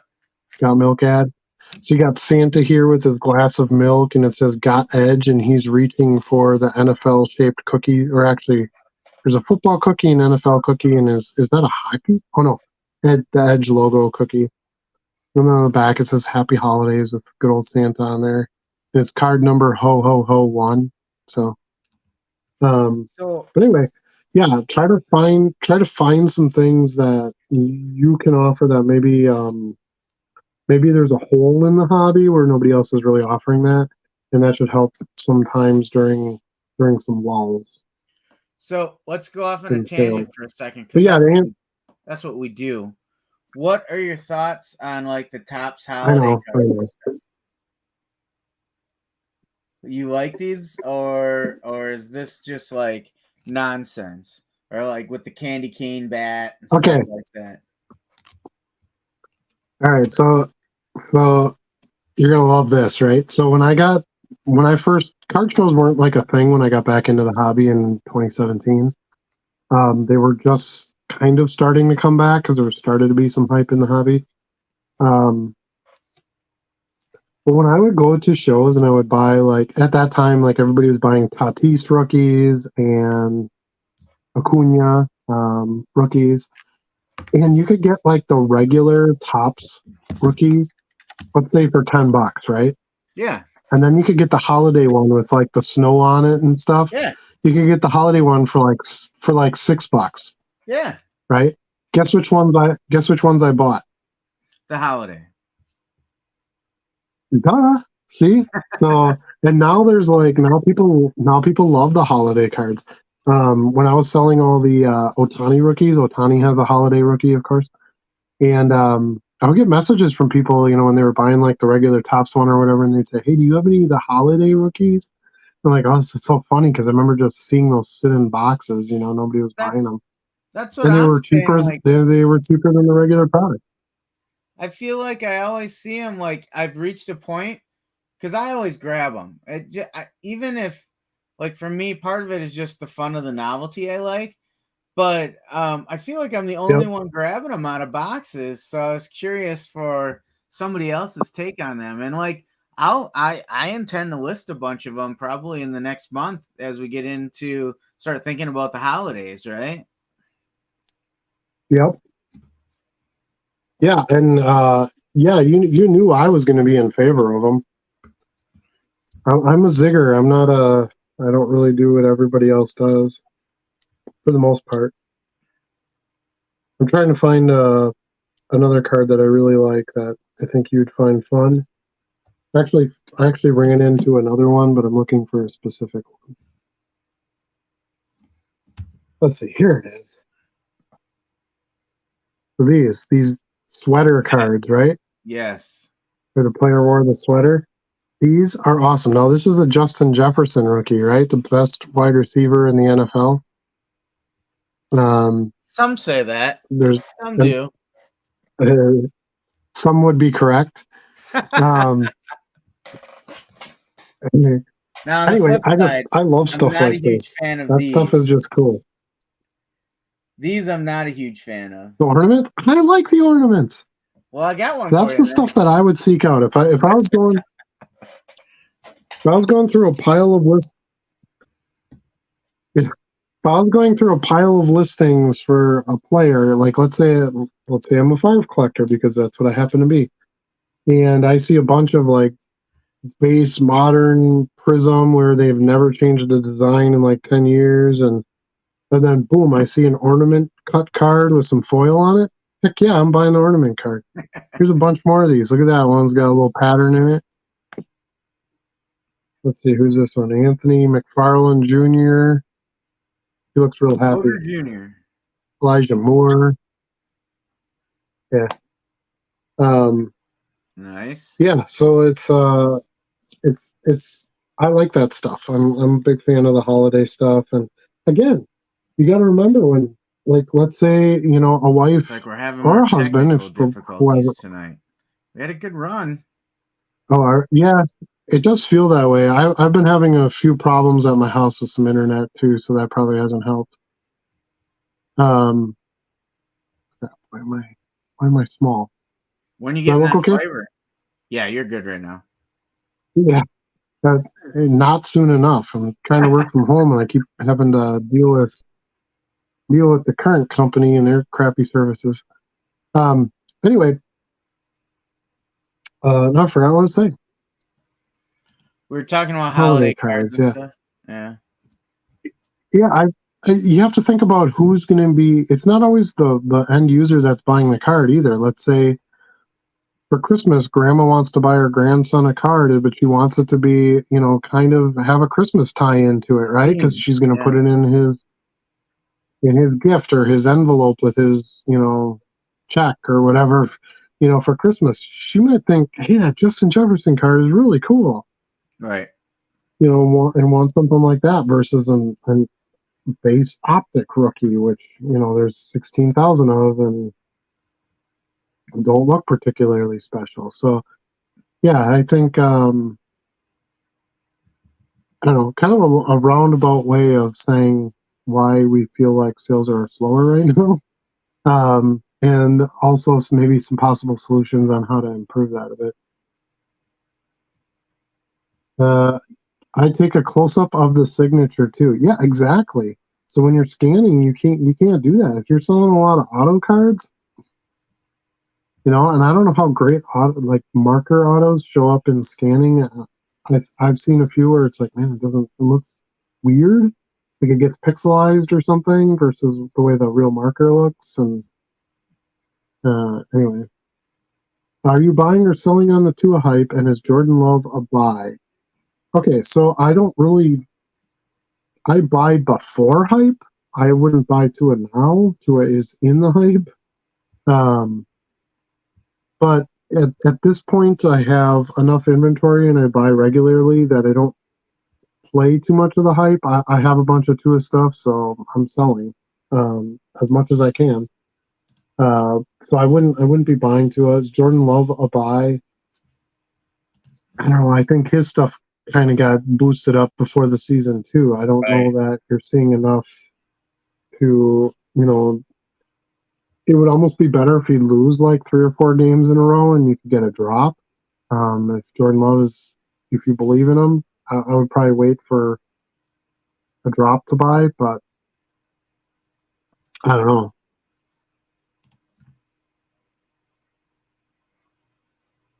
If you don't play golf, you won't have an appreciation for it on TV. One of the most entertaining sports to watch on TV. Yeah, I don't care for golf, so I don't. But I don't watch any sports on TV other than soccer once in a while, which I know a lot of other people say they think is boring to watch. So yeah, you gotta watch what you love. So, but I speak my feelings, and if I didn't enjoy watching something, I will tell you. I enjoyed We were talking playing about the golf. cornhole thing, and Yeah. yeah, I enjoyed playing I golf, watched the whole cornhole thing, and I'm like, why did I watch this? and I enjoy watching a couple holes of a golf tournament. But if I try to watch the whole thing, that's nap time for me. Yeah, it would be for me too. But like I said, I don't I haven't watched an entire football game in a long time. I know it's just is what it is. So short attention spans. Boom, shorter attention spans. I watch a lot of YouTube videos. I do watch movies here and there, but yeah, I I don't know. I feel like I don't need to watch the game. I can go and watch the plays or look at the highlights. Like I don't know. I don't need to be in the moment. I guess it doesn't. Maybe the Super Bowl or maybe a bigger event. I watched the World Cup finale, which was one of the most amazing sports games I'd ever seen. Um, but each his own. Bowman U is an amazing product. Couldn't agree more. Fantastic product. Schroeder first card is an Onyx. Shooter. Speaking of Yeah. unlicensed, I don't know what's Onyx. I think he has an auto in that, right? Because I saw that hit like the hot list or something like that. I don't know. Because I think Onyx is one of those like Sagey type It is, products. yeah. So Let's see. Just looking to see if I could narrow down where his first card is and confirm it. But It's not that easy I to know I do. saw it on the sports card investor list. I think it was even like number one for a couple days. And it was an auto, so I think he just got an auto. I know he signed an NIL deal. He's got some fancy car or something now. Yeah, I do see a 2021 Leaf Pro Set card out there that sold recently that was listed as his rookie card. Okay.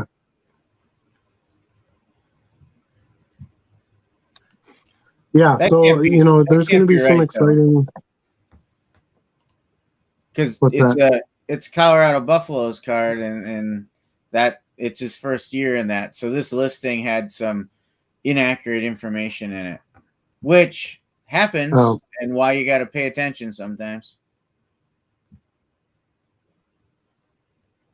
yeah, I don't know that I care as much because I'm not going to be buying those products. I'll wait for Bowman U. I'll buy that product. I like that one, Here you go, and it has Onyx. some like it does have. Go ahead. Onyx first on card auto. And it looks like Yeah. he is in his Jackson State uniform, maybe. It's red and white. Right now, there's a listing out there for $510. Oof. Pretty deep for a kid who's not necessarily going to the NFL. But So, is he not ready for prime time? huh, whew, I would say yes. I would say yes at this point. I'm not going to say he won't be. Maybe he could be a fantastic NFL quarterback. I don't know. Maybe he'll switch positions. You never know. Um, but yeah, I like that Bowman U product. They did take a step up with it a little bit last year by at least college licensing it. Um, I don't know that I cared a whole lot about that, but some people do. So if it adds some value to it, that's fine by me. Um, but yeah, it was a great product. I don't buy hobby boxes. I bought 3 hobby boxes last year. It was 2 wild card boxes. One I pulled 2 Brock Purdy rookie autos out of it, and the other one was the Bowman U box, which I got no autos out of. Still a little bitter. Still a little bitter about that one. But I still got a great box. I got a lot of good value out of it. I sold a lot of cards for some decent money. Got some numbered cards, some nice color. Um, and honestly, I just prefer Hops made products to Panini. I like refractors more than I like Prism cards. I don't know. I have a hard time getting excited about a lot of the Panini products. Some of the inserts are cool. Like I like the kabooms. I like the downtowns. I mean, just like everybody else does. But Right. um, yeah, I don't know. I think you get better value out of Topps products. That Bowman U box, I think I got 4 numbered cards. I had one that was numbered out of 25, I think. Got a few other color refractors. I should have got 2 autos. I mean, it's just for $125, pretty solid box. And it is college licensed. It does have some licensing, if that's something you care about. Bowman U took a hit of 25 to 30% since Colorado lost, but still a nice product. Great. Fine by me. I'm happy. If I can pay 25% less because Colorado lost a game, I'm all in. I'm in favor of that. Let's see. No Way Swift is selling out stadiums at over $1,000 per ticket all over the world, and there is double the people outside the stadium. Michael Jackson did that too. It's all generational, I mean, no, Michael Jackson wasn't selling for $1,000 a ticket, but that was also 40 years ago. You're paying $200 to see Michael Jackson, and that was crazy money. Yeah. Everything's relative. Everything's relative. So Yeah, Swift is big, no doubt, but I don't know. It's hard to compare. Like this person's bigger than this person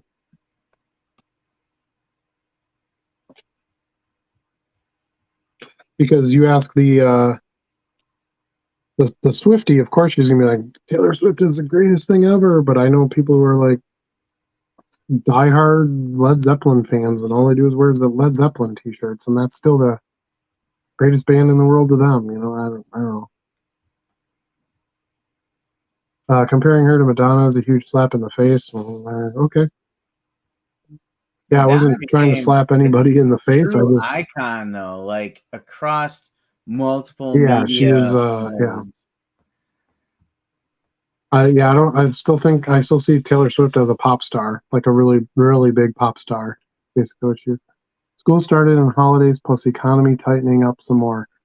Yeah, I think those are all good points, Tom. I think people are just kind of keeping pace and just getting ready to, be able to pay for all the holiday needs and things like that. And we'll see the sales really pick up here.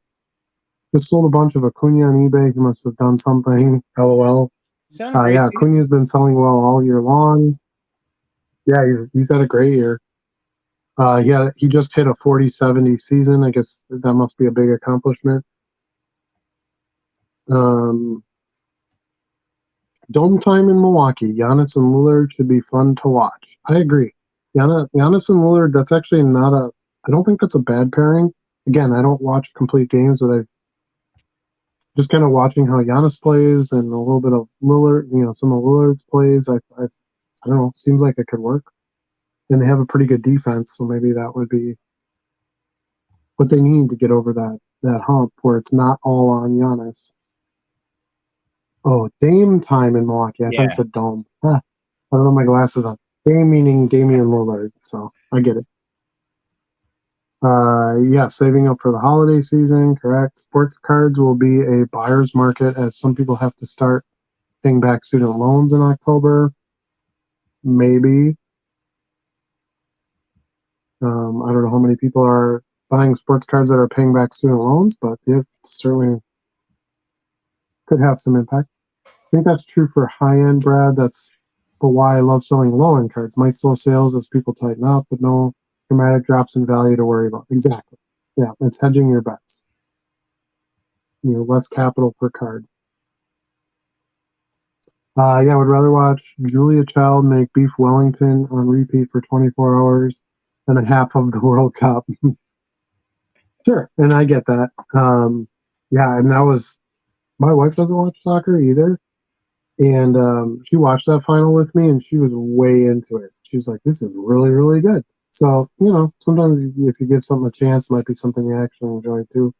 But yeah, I certainly don't expect everybody to be into soccer. Just like not everybody's going to be into golf or football or whatever. That's why there's all kinds of cool sports out there. Um, yeah, the beanbag tossing thing. I don't know. That wasn't very much fun for me to watch, but I'm sure there's somebody out there that's like, "Oh, the cornhole championship is on." Sets their Gotta whole turn that sucker schedule on. Let's around go it. to let's go to the bar and watch the cornhole championships. Yeah. And then there's other people that are like, a sport is on, I must watch. They don't Yeah. care what it is. I They're just diehard sports watchers. I think it depends on the point in your life too, because I watched so much, and to your point, anything that was on when I was in like my 20s, maybe even into my early 30s. But progressively, I've watched less and less as I've gotten older. I mean, I don't always Yep. watch my favorite teams start to finish. Like I'll have a Brewer game on in the background a lot of times. I'm not watching every pitch. Yeah, baseball's a great sport for that because I mean, the first 20 years of that sport, there wasn't even TV for 30 years, maybe. Everybody just listened to it on the radio. It Right. wasn't a visual sport, unless of course you were there in person. Um, but it was a lot of high and inside, and the count is 3-2. Vin There's a Scully. lot of created.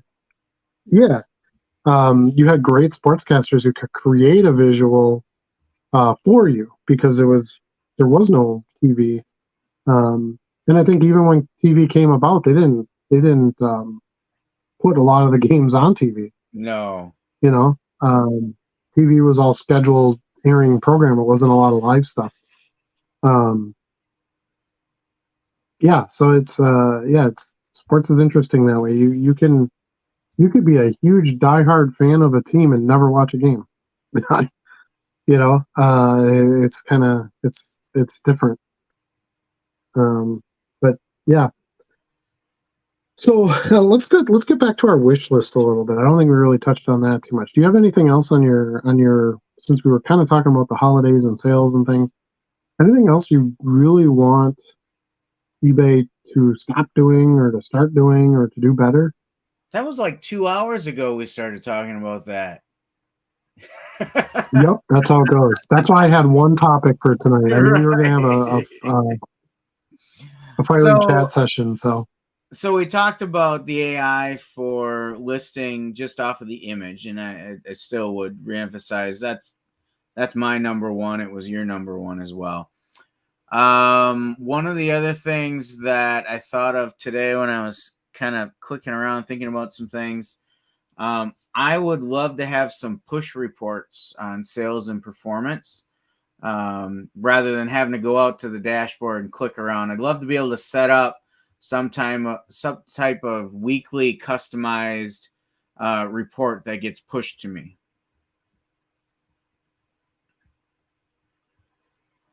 yeah, it's kind of funny that that's what you bring up because my second wish list would be for them to do more with the app Yeah. Mm-hmm. because I spend way more time on the app than anything else. So, and I think that's how if people are listing cards directly on eBay, that's how they're doing it. They're doing it in the app. So I think Yeah. that they could spend more time kind of building that out. And you're right, maybe putting more charts and graphs on there. More, you could build in more notifications that you want to turn on or off. Um, I know they just changed the messaging.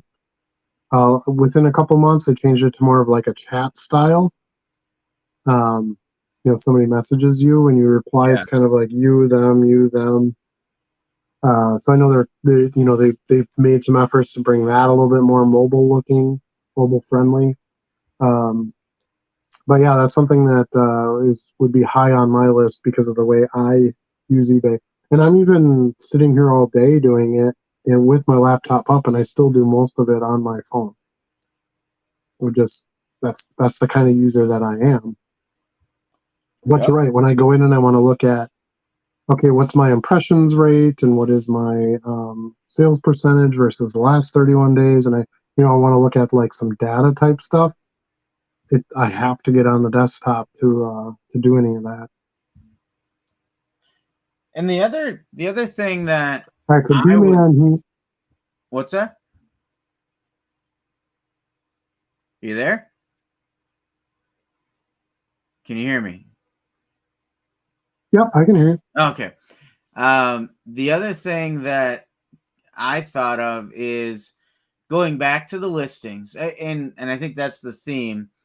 The wish list for me is going to be mostly centered around how do you expedite listings, and I'd love to see a setting where when I do sell one like this off of somebody else's listing, I can have a personal setting for defaults to say clear out all these fields every time.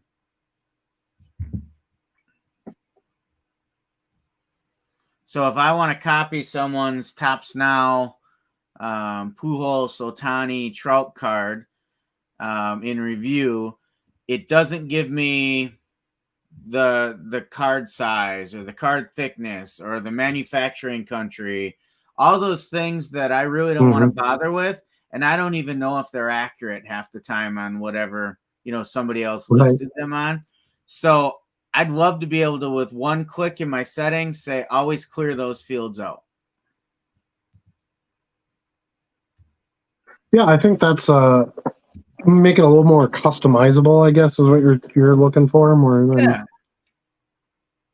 anything, where you can sort of choose what fields matter and what don't. Yeah, I that's not a bad idea either. Yeah, I think So the next one on my wish list, since we're kind of just reading them off here, I'm gonna throw this one out there. I want unlimited, or not necessarily unlimited, but a much larger number of free auctions per month. Okay. Because I feel like that's a great way for me to clear some bulk inventory. Um, each month I get my 500 free auctions. I list 500 FARV base cards because I have such giant bulk numbers of that. And I'm able to sell 10, 15 cards at a time to 3 or 4 buyers. That's good. That's good movement, versus got to wait for them to get plucked out of the store.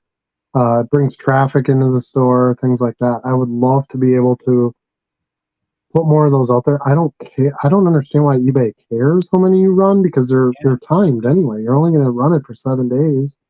Not like it's soaking up a ton of their data. Um, and it can expedite some sales. You can make more activity in the auction side of things. Most of the time, when you look up a card, it's going to be listed for a fixed price because you could list it that way for free. Why would you list it as an auction and then, boom, in 7 days I'm out 25 cents or whatever it is? Right. Um, so that would be my next one. Is I would really want to see a lot of, when this website started. I was on eBay back on in 93, 94. Um, and it was auction based. I mean, that was like 99% of what was going on there. It was to try to get people to put something on, let the buyers come on, and whoever wanted it the most would pay the most, and you'd Right. ship it out. And that was the end of it. And then it turned more into an e-commerce and having a store and creating fixed listings and um, more of what it is today. Well, if they want some more auction activity, think about um, so they basically dominate the fixed card sales market, but they don't really even have a place in the auction market anymore. You have a big card and you're going to auction it, you're going to take it to Golden, you're going to take it into PWC, you're going to take it into you know, one of those types of places to do that for you. Well, maybe eBay could compete a little bit if they had some deals on there where you could auction a lot more cards. If the card doesn't sell and you paid nothing to list it, no harm, no foul, right? As opposed to everybody just listing everything out there for 30 days and a relist and a relist and a relist and a relist. Let people throw some stuff out, more stuff out there for auctions and see how it goes. So D-Man has a question. Welcome, D-Man. I don't know if this is your first time here or not, but if it is, thank you for joining us. Even if it's not, thank you for joining us. He says if someone buys if someone buys a bundle of like 6 cards, do you ship 6 top loads in an envelope? No. 6 top loads would not be able to ship in an envelope. They'd be too thick. And I certainly wouldn't use up 6 top loads on one order. Right. Generally, I would then switch to, I mean, if we're talking low end cards, right? So like $2 cards or whatever. I generally can fit 6 in a card saver safely. So I use one thick card holder or card sleeve. This is the reason why I went to the LCS this week. I ran out of these. Um, but I'd use one thick sleeve. I'd put all 6 cards in it, and then I'd put it in the card saver, and I'd tape it up real good, and I'd send it out for 63 cents. So you could get them out for one stamp. If they're thicker cards, if the thickness starts adding up, then you might want to use a couple. Um, let's say you got 6 thicker cards. I'd put 3 in one, 3 in the other. I tape them facing top to top. They fit in a business envelope perfectly, and then it would be a 2-ounce mailing, which is 87 cents, I believe. Something like So that. that's how I do it. I have made a video in the past of how I pack and ship on eBay. So feel free to go check that out if you want to kind of see how I do it versus just me telling you. But yeah, that's what I would do if I sold 6 low end cards. Card Hobbyist kind of agrees. He says he put 3 in each card saver with 2 card savers in the envelope. Um, I wouldn't do that if they were just 3 like normal thickness 12-point cards. I would put all 6 of them in one sleeve and send them out that way. But if they're thicker, yeah, then you have to get another card saver involved. Is that how you do it, Charlie? That is exactly how I do it. I Because haven't you had. learn from the best. What's that? I think because you learn from the best. Yeah. I haven't. I don't think I've placed 6 in a card saver yet, but typically I put like 4 in a card saver. I had like 8 card order, so I just put 4 in each one. Well, actually, Yeah. I had that what 16 card order. That one I actually used a larger. I used the ground advantage on that one. Because with Mm-hmm. 16, that would have been pushing it. But I Yeah. definitely remember doing an 8 card order once too, where I did 2 with 4 in Mm-hmm. it. Taped them Yeah, together. and the reason the reason I kind of set mine to 6 was when I get like non-sport base cards, I would do lots of 12. So I'd do 6 in one, 6 in the other, and I'd tape them together and send them out. So that's kind of how I came up with that number. 6 And is like 6 in a single sleeve is basically just under a quarter of an inch, and you have to stay under a quarter of an inch in order to send it as an envelope. yeah, and That's the bigger thing is the thickness. to your point, yeah, it depends. Like these are super thick cards. I could only put, you know, I 2 would be pushing it with these in one card saver, right? Like Yeah, I think I could yeah. safely get 2 in there, but if I start going more than that, that's probably going to get a little nasty gram on it from my letter carrier. Hmm. Yeah, and sometimes that happens. Sometimes I'll get it where it says, "Oh, you owe 40 cents for this one to go," or something. Whatever. Pay them the 40 cents, get the thing out the door, and get it out to your customer. But yeah, I try to go as many as I can pack at one time, using the least amount of supplies.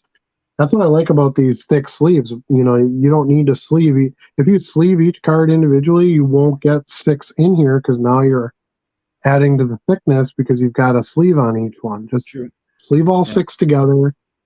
It's actually better anyway because they'll all stay together nice and neat. They fit in there perfect, and you got enough thickness with the thick cards that they kind of protect themselves, from any creasing or anything like that. But yeah, that's how I do it if I have a 6 card sale. Peter's joined us. Late arrival tonight. JV football game at a 2-hour lightning delay, but they won a muddy one, 10-6. Oh, it sounds similar to your score. Hey, Charlie. Kind of the opposite though. Oh, that's right. Oh, that's right. Yeah, I had a high scoring affair this week. We lost 65-56. That's crazy. Yep. Like a Dolphins game. Almost. Yeah. D-Man says, thank you for your time and love the videos. Thank you very much for watching and your time. We appreciate you. Yeah, we do if you're new here, we do a live every Wednesday, 8 Central Standard Time. And then I try with this channel, I try to post 2 to 3 videos a week, just on some different topics and show you some sales and things like that to add some transparency to what we do. And we're all about selling the low end cards, man. Just buying, flipping. I post videos of card shows we go to, things where we buy, pickups, stuff like that.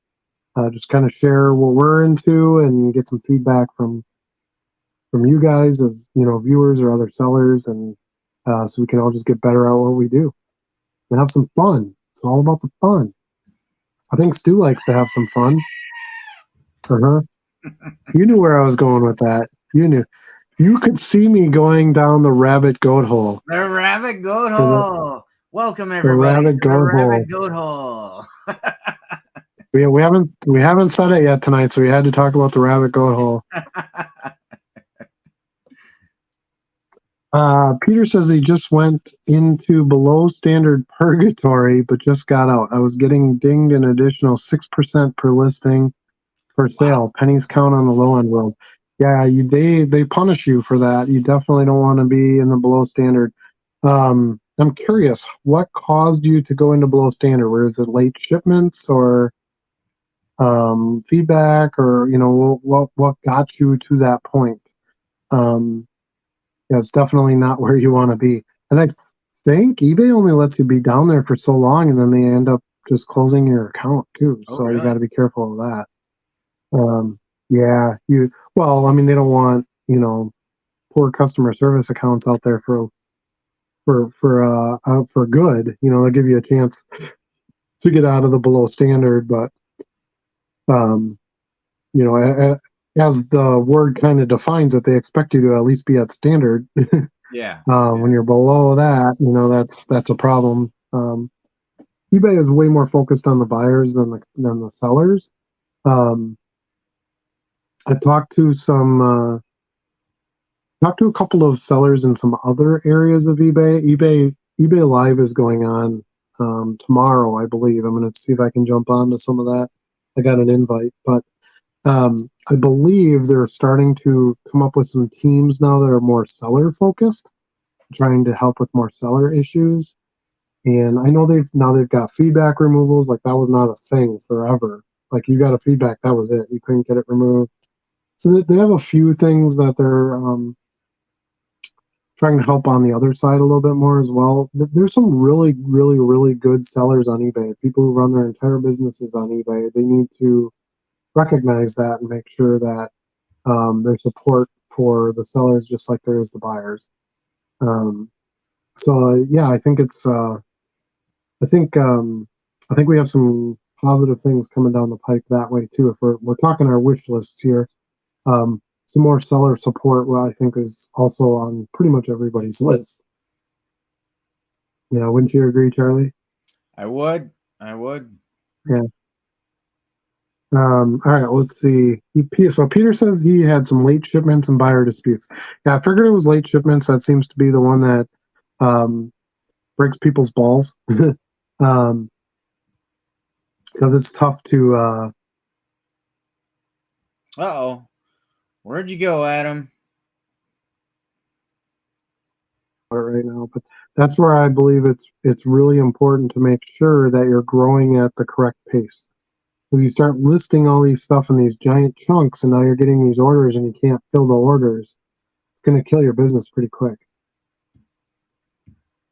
So yeah, watch out for those disputes and those late shipments. And if you really can't get those shipments out on time, then you should go in and change your shipping and handling policy Handling and make it time. a longer time frame.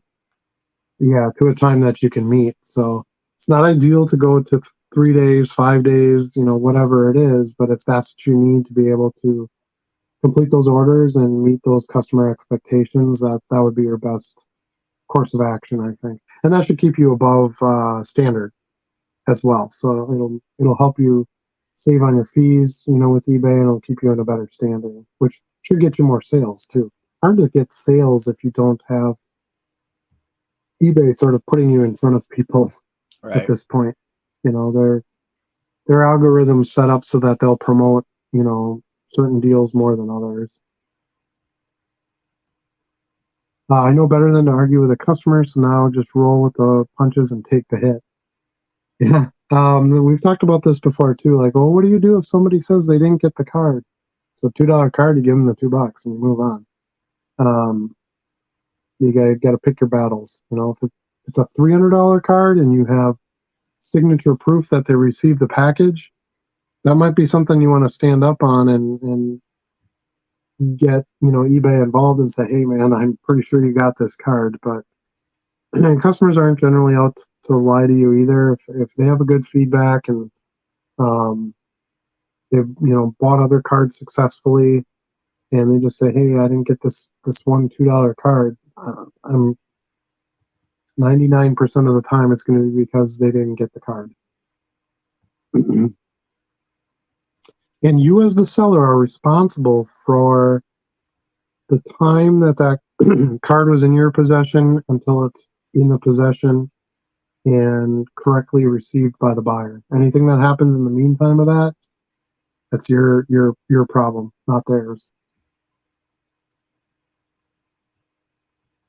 And So still getting those occasional misscans and the messages saying, "Hey, my card shows delivered. It's not here yet," and mhm. it still holds Same. true that typically Yep. give it another day or two and it's there. And I haven't had Yep. one not show up now in quite some time. And the customers know that too. I kind of alluded to this a little bit last week that if you just have a conversation with them, most of them are like, "Yeah, I know this happens all the time," or "My mail isn't very good here. Sometimes it goes into the wrong mailbox. I'll check with my letter carrier." Just keep in contact with them, let them know what's going on, and say, "Oh, Right. dude, I'm so sorry. It should have been there today. Let me know if it doesn't get there in 2 days, and I'll refund you. Or if I got another one, I'll send it out." Just work with them. When the customers we're selling to, they actually want the card. They're not there to flip it. They're not there to make the good deal on it or make it as an investment. And they need to sell it within 2 days before Travis Kelce breaks up with Taylor Swift. Um, that's not really who we're. It's somebody who's like, "Man, I really want this card," or "My kid's really happy to get this card," or whatever it is. To try to make it your priority first should be to try to make sure that customer gets the card. Okay, if it's missing, if it's misdelivered, if it's whatever, try to help them get the card. If it really gets to the point where it's like, "Dude, I don't know where this thing is. It's in the stratosphere. Really sorry that happened. Here's another one. Ship it out." Or, "I'm really sorry that happened. That was the only one I had. Here's your $2." That would be my suggestion for your course of action. Because obviously, if they get the card, everybody wins. You get to keep the money. They got the card. Nobody's owed anything. They're going to be happy you had contact with them. You kept in good communication. They'll leave you positive feedback. They got their card. If it really gets to the end and they can't get that card, then you got to give them the money. So, would you agree, Charlie? Absolutely. That's the happy ending everybody wants, right? Get the card. And Yeah. if So you I'm can't get curious. them You the said, card, Peter, you said you had to.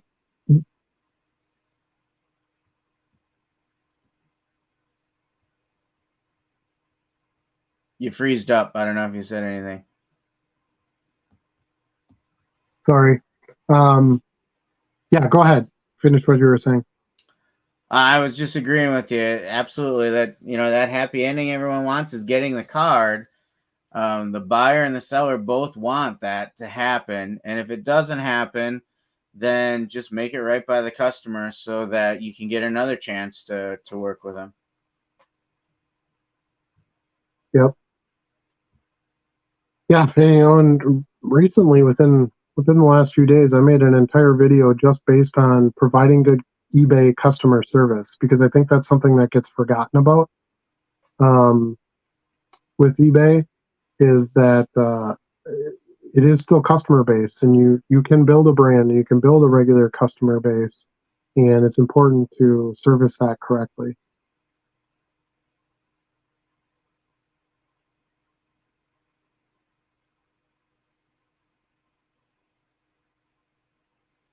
Yeah, I think you were starting to ask Peter a question when you froze up there and we weren't able to hear it. Okay, yeah, I wanted to ask him. You said you were arguing with the customer. What were you arguing about?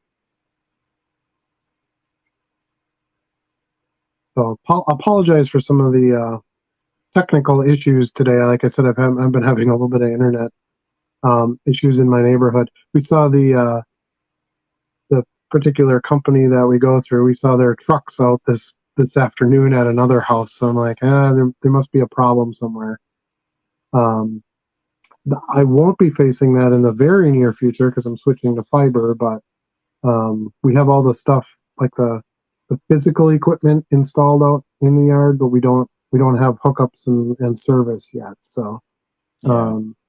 things should improve drastically in the very near future. Hopefully within the next couple of weeks. friend of mine just got the fiber. We were over there on Friday night, and the speeds are blazing. It's crazy, especially uploads. Yeah. So us taking pictures and uploading listings, it's really gonna cook once I can upgrade to that. You don't have fiber, do you, Charlie? I do not. Sounds wonderful though. Yeah, doesn't it? And it's cheaper, if you can believe that. It costs less. So Yeah. yeah, it's time. It's time. They said when I talked to the sales guy and stuff, and because I had to like put a down payment down to like reserve my spot to come and get it installed, so I should be one of the first ones. Um, but I can't remember what I was going to say. But anyway, he said that I'm going to be getting a gig. So right now I'm at 500 for download. I'm going to move up to a gig, and then your upload, which is extremely slow through a cable network, which is what I have now, is like 23 or 25 megabytes. You go from that to almost a gig Yeah. with fiber. So yeah, it's crazy. It's gonna be crazy good. And with me and my wife working from home, we really need that. So okay, so Peter says USPS said the card was there. Buyer said they didn't get it. My position was USPS says it was there. Please check with the post office. One of them was $100 box of Bowman Mega.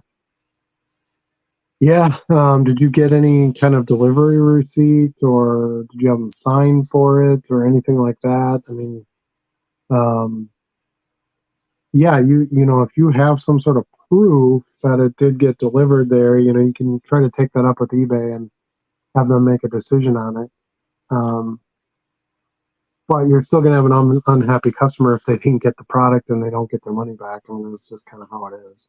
Yeah, but I would think That's if you engage eBay customer service, and I had something similar, not on $100 box like that, but on a regular low end card where it showed delivered. This was early on, like one of the first issues I had, I called eBay customer service, and they said, "Oh yeah, I see the tracking there. You're all good to go.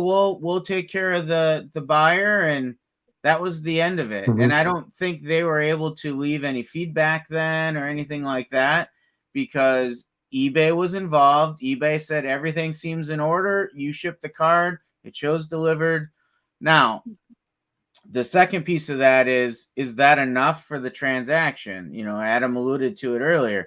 Do you want an upset buyer over a $3 card, or would you rather take that hit and keep that customer for another order in the future potentially because you gave them the benefit of the doubt and you made it right for them?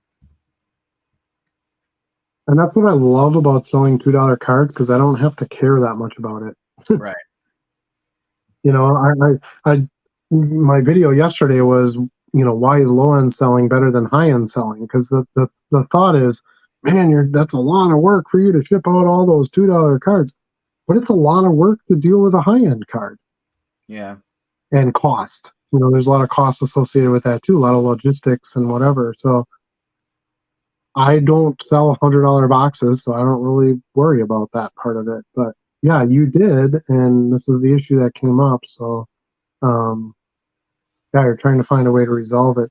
Sounds like you worked a lot with the buyer and maybe not as much with eBay. You maybe should have contacted eBay to say, hey, what do I do with this? Do I have to send this guy his money, or are we good? Can you keep him from leaving feedback if he doesn't get his money back? What's your take on it? I think you're a little newer seller, Peter, so that might have been a good approach to try to go to eBay, kind of like Charlie did, and see what they tell you should do, so you can have some protection. There is seller protection on eBay. That is a Right. thing. Um, so you should employ that if a situation arises and you have the right information to protect you as a seller. It's definitely something you want to do. So Peter goes on further to say, buyer said he never got the package, told buyer to go to post office. As it was sitting there, he refused. So I had to go through the hassle of insurance. Okay, so you did buy insurance on it. That's good. Lord knows when I get that result. I If it's sitting there, I don't understand why insurance would even be like they're not going to pay an insurance claim if the package is still around and it's sitting there. They should just return it to you. That would be the logical thing. They might hold on to it for a little while, and then if your buyer doesn't go pick it up, they'll send it back. Like that's how it works. So I don't think you're going to get anything out of the insurance claim. I think they'll just send the package back to you. That's my assumption. So we'll see. But yeah, either way, I hope the customer gets made whole, and I hope you get made whole. Whatever that resolute needs to be, I hope you don't come out of it with a big black eye, and I hope the customer, gets either their product or their money, and we can all move on. Peter says thanks for letting him vent. Yeah, I think everybody has. eBay is not a perfect science, right? You still have a customer, you have a buyer, you have a seller. They have different personalities and different ways they think business should be done. You have customer service. You've got a middle person. You've got shipping. You've got the postal service. You've got damage that can happen. I mean, there's just a lot that can happen in a transaction, and some of them are not going to go A plus. Yeah. Charlie and I talk about this a lot, where the post office gets kind of a bad rap. I mean, eBay gets a bad rap at times. Honestly, for the volume I do, they do a pretty darn good job. And the fact that I can take this card and for 63 cents send it to California tracked it's pretty impressive. That's quite a service that you can get for your for what we do, what we sell. So I feel like it's pretty good value. And Peter, we all need to vent sometimes. It's very important we let it out absolutely. sometimes. You know who taught me that? You know who taught me that, Adam? Stuart? And he's right. He's right. And that's one of the reasons we do this show. We want everybody to be like, hey, look, guess what happened to me this week? Guess what? Yeah. That's why I like doing a weekly show, because I feel like a daily show would obviously be too much. A monthly show isn't enough, because generally things happen to you in week chunks, in my opinion. And it's good to be able to come on in this week and go, dude, you'll never guess what happened to me on Monday. Or, like Tom early on was like, man, I got this awesome buy and I sold it for this, and I wanted to tell you guys about it. I think that's great. And it's a great spot to share. We're a safe space. You can come on here and talk. And we're not going to judge you too hard. We can have some fun with it and learn from experiences and share some experiences, and sometimes just be like, what sucked this week? This did. And that's okay too. That's fine. You're allowed to have that time on here. We're happy to have that. And you know what? If you went through that, Peter, guess what? Someone else probably did too. Yeah. 100%. Heck, maybe your customer's on here. Who knows? Anytime I've messaged help online through chat, it's been pretty good. And on buyer side, I had multiple strikes removed and all privileges restored after PwC tried to screw with me right before they got the boot. Yeah, PwCC and eBay, that's a very interesting relationship history. Do you know about that, Charlie? No. PwCC was one of the largest sports card sellers on eBay. They did a lot of consignment stuff and that kind of thing, but they were kind of not following a lot of the rules. There was like some talk about a lot of shill bidding and stuff like that. And all of a sudden, eBay came through one day and they're like, PwCC, you're gone. Just booted them off the platform. Really? Now PwCC has their own selling platform. They do auctions, things like that. And from what I understand, they were fairly successful. Took some bad risks, things like that during the boom. But anyway, yeah, so that's a very interesting relationship history between the two of them. So if have records, eBay seems to make it right anyways, better than when I did with PayPal or UPS. It's funny you mentioned that because I was going to talk about PayPal. They're a pain in the butt to resolve stuff with, and I've had much better success with. I haven't really done anything with UPS, but I definitely have with PayPal. But um, yeah, eBay has does pretty decent with their stuff. It's just really hard to talk to somebody. That's especially on the seller side. So Stuart is all vent all the time. Yeah, baby. He is. Ah. He's like George Costanza. Yes, he is. Yeah, he's always angry, always angry. He celebrates Or excited. Festivus every day. I got a lot of The problems with Festivus you for the rest people. of us. Yeah. No soup for stew. Right. No soup for stew. So Acuna reached 4070 tonight. Yeah, we heard that. That's pretty awesome. He's raking it this year for sure. So 4070, that's 40 home runs and 70 stolen bases, correct? Yes. Okay.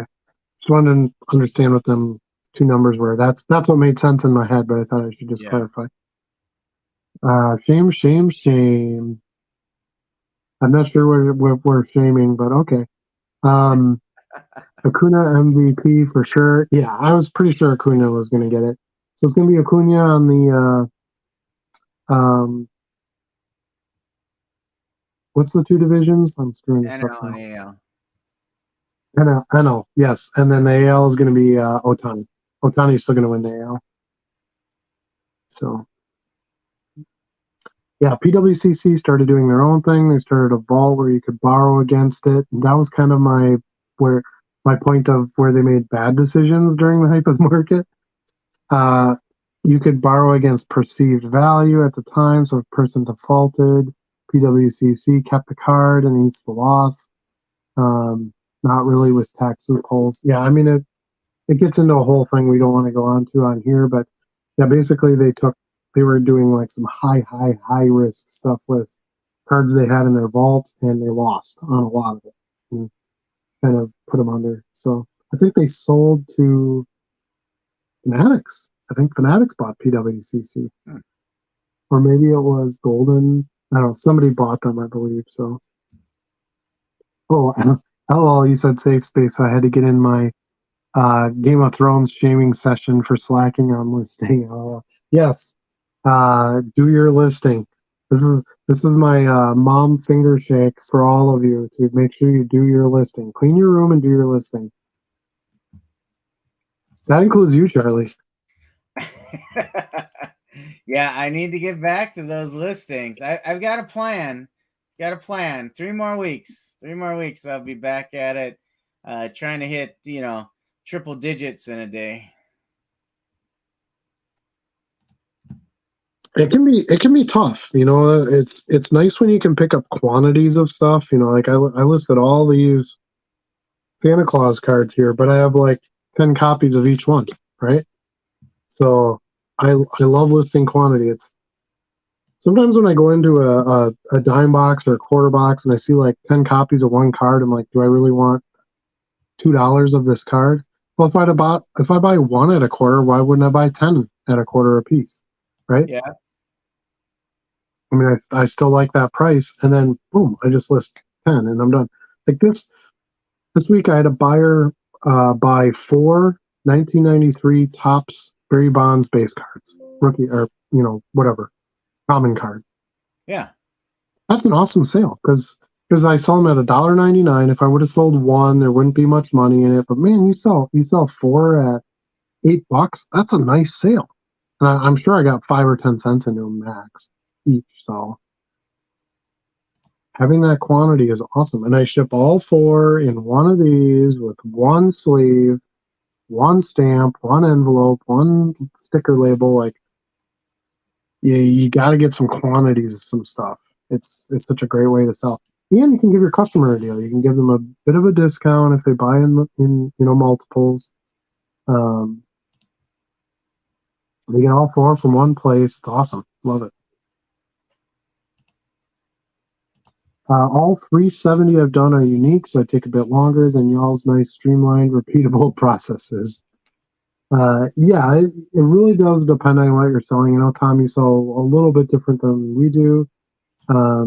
If it takes you more time, then that's fine. Then it is what it is. But then you need to spend more time listening. That's just how. That's the downside to it. So That is how it goes, right? What do that's we how do every the day? jelly rolls. We list and ship And ship, and and list. list, ship and list. Shame, shame, shame. Oh no, you have a shame. You have a shame background for us. Oh man, Yeah, yeah, yeah. we better we better watch our p's and q's. I think that's pretty much it for my wish list. I can't really think of anything else off the top of my head. Anybody else have anything they want to add? I think overall they do a pretty good job. They've come a long way this year with some changes. They moved some stuff over to some other servers. We've got some more stability. Um, I think they do a decent job with notifications. Sometimes I feel like I get over notified. I get a notification for everything that sells, every offer that comes in. I'm notified 24 hours a day of stuff, as I'm sure most of you are too. And that's that can be tough at times. But I also don't. I also want to know what's going on. So it's take the pros with the cons, right? And list and ship and list, right? That's right. Exactly. Tom gets it. Just play that in your head all day long, and you'll go, "Yeah, I shipped for a little while, so now it's time to list." And just keep on rolling. But I think that's probably going to do it for us tonight. Is there anything Yeah. else you want to add, Charlie? No, no. Any That's final it for thoughts? me. Uh Yeah. final So thoughts. Final thoughts. So I would start, if you haven't already, I would start ramping up on some basketball cards and getting ready for that season. Get some things out there. That's probably yep. my number one PSA for the day. Football is still hot, so you can keep chugging along with that. But yeah, that's probably from a listing and shipping and listing standpoint. If you got some of those basketball cards out there, now's the time to get them out there. And also, if you're running into a slow sales time, maybe send out some coupons. Create a newsletter that goes out once a week. Um, Coupons might be a great idea to send out because maybe it's people buying that aren't the people that are your consumer. They can maybe forward that coupon on. Hey, Aunt Maggie, you're looking to buy me some cards. Here's a coupon from one of my favorite sellers. There's a couple of cards on here that I think are really cool. You could go buy because those coupons are transferable. They can send them to somebody else. So maybe try to this week have some creativity and how to boost those sales. Take advantage early of the upcoming holiday season and things like that. And like Charlie said, get on that basketball train um, now before it really starts to ramp up. You actually made me think of one more wish list item, and that is make the marketing stuff easier. Even like a coupon, it's a little time consuming, a lot of different clicks. Give me some ready-made stuff where I don't have to fill out a ton of fields, and let's just go. Time is money, right? There is some generic coupons you can send out. There's some generic newsletters. So yeah, it really depends on how much you want to make it your own. You can make your own that you can save. There's some templated type stuff you can do with it. But yeah, I would say, if you want to do a specific thing, yeah, there's a bunch of stuff you got to go and do to get that out. I don't really mess with coupons. I'd rather just like give a discount right during the purchase process. I'd rather send a newsletter out. So I'm not saying that's something you have to do. I just trying to spitballing some ideas of maybe if you're having a slow period, maybe there's some things that can boost your sales a bit. And then look at promotions. Look at your promotions. What are you doing with that? Maybe you're not getting in front of enough eyeballs. Maybe you Yeah. want to ramp your promotions up a little bit and get yourself out there a little bit more. And might make a little bit less money on sales, but if you can increase the volume, you can make it up that way.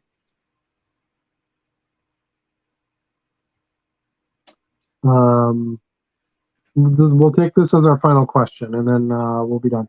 List your current MLB players if on a playoff team, because always the backup second baseman hitting the winner so good to get ahead. Also NBA. Yeah, so he's suggesting that if you've got players laying around that are going to be in the baseball playoffs, to try to get those listed as soon as possible, which makes a lot of sense. I would agree with that. Maybe some potential call ups. Might want to get on there too. Um, if a team's looking at calling somebody up for the playoffs, because I think they still do that, right, Charlie? Yeah, I think they have expanded rosters for the playoffs. So, yeah, those might be, if you're looking on the baseball side, those might be some things to look for. And then football, you know, we're in the middle of the season here with this. Look at who's kind of taken off in running backs. Is there quarterback that's doing well that wasn't expected to at the beginning of the season that maybe you can get on to. Sell to you know um, there's some moves you can make there as well. So but yeah, Tom makes a good point here. He says hit that like button, please do that. We would certainly appreciate it. Helps our algorithm and tells us we're doing a good job and we can keep coming back every week, because we would love to keep doing this if all y'all still want to join us. And yeah, just keep listing and shipping and listing. I think those are just two of the best words ever. So we're gonna keep pointing that out and leave that as our parting thought. Absolutely. All right, peace, everybody. We'll see you next week, Wednesday, 8 Central Standard Time. Me, Charlie, and the Stew.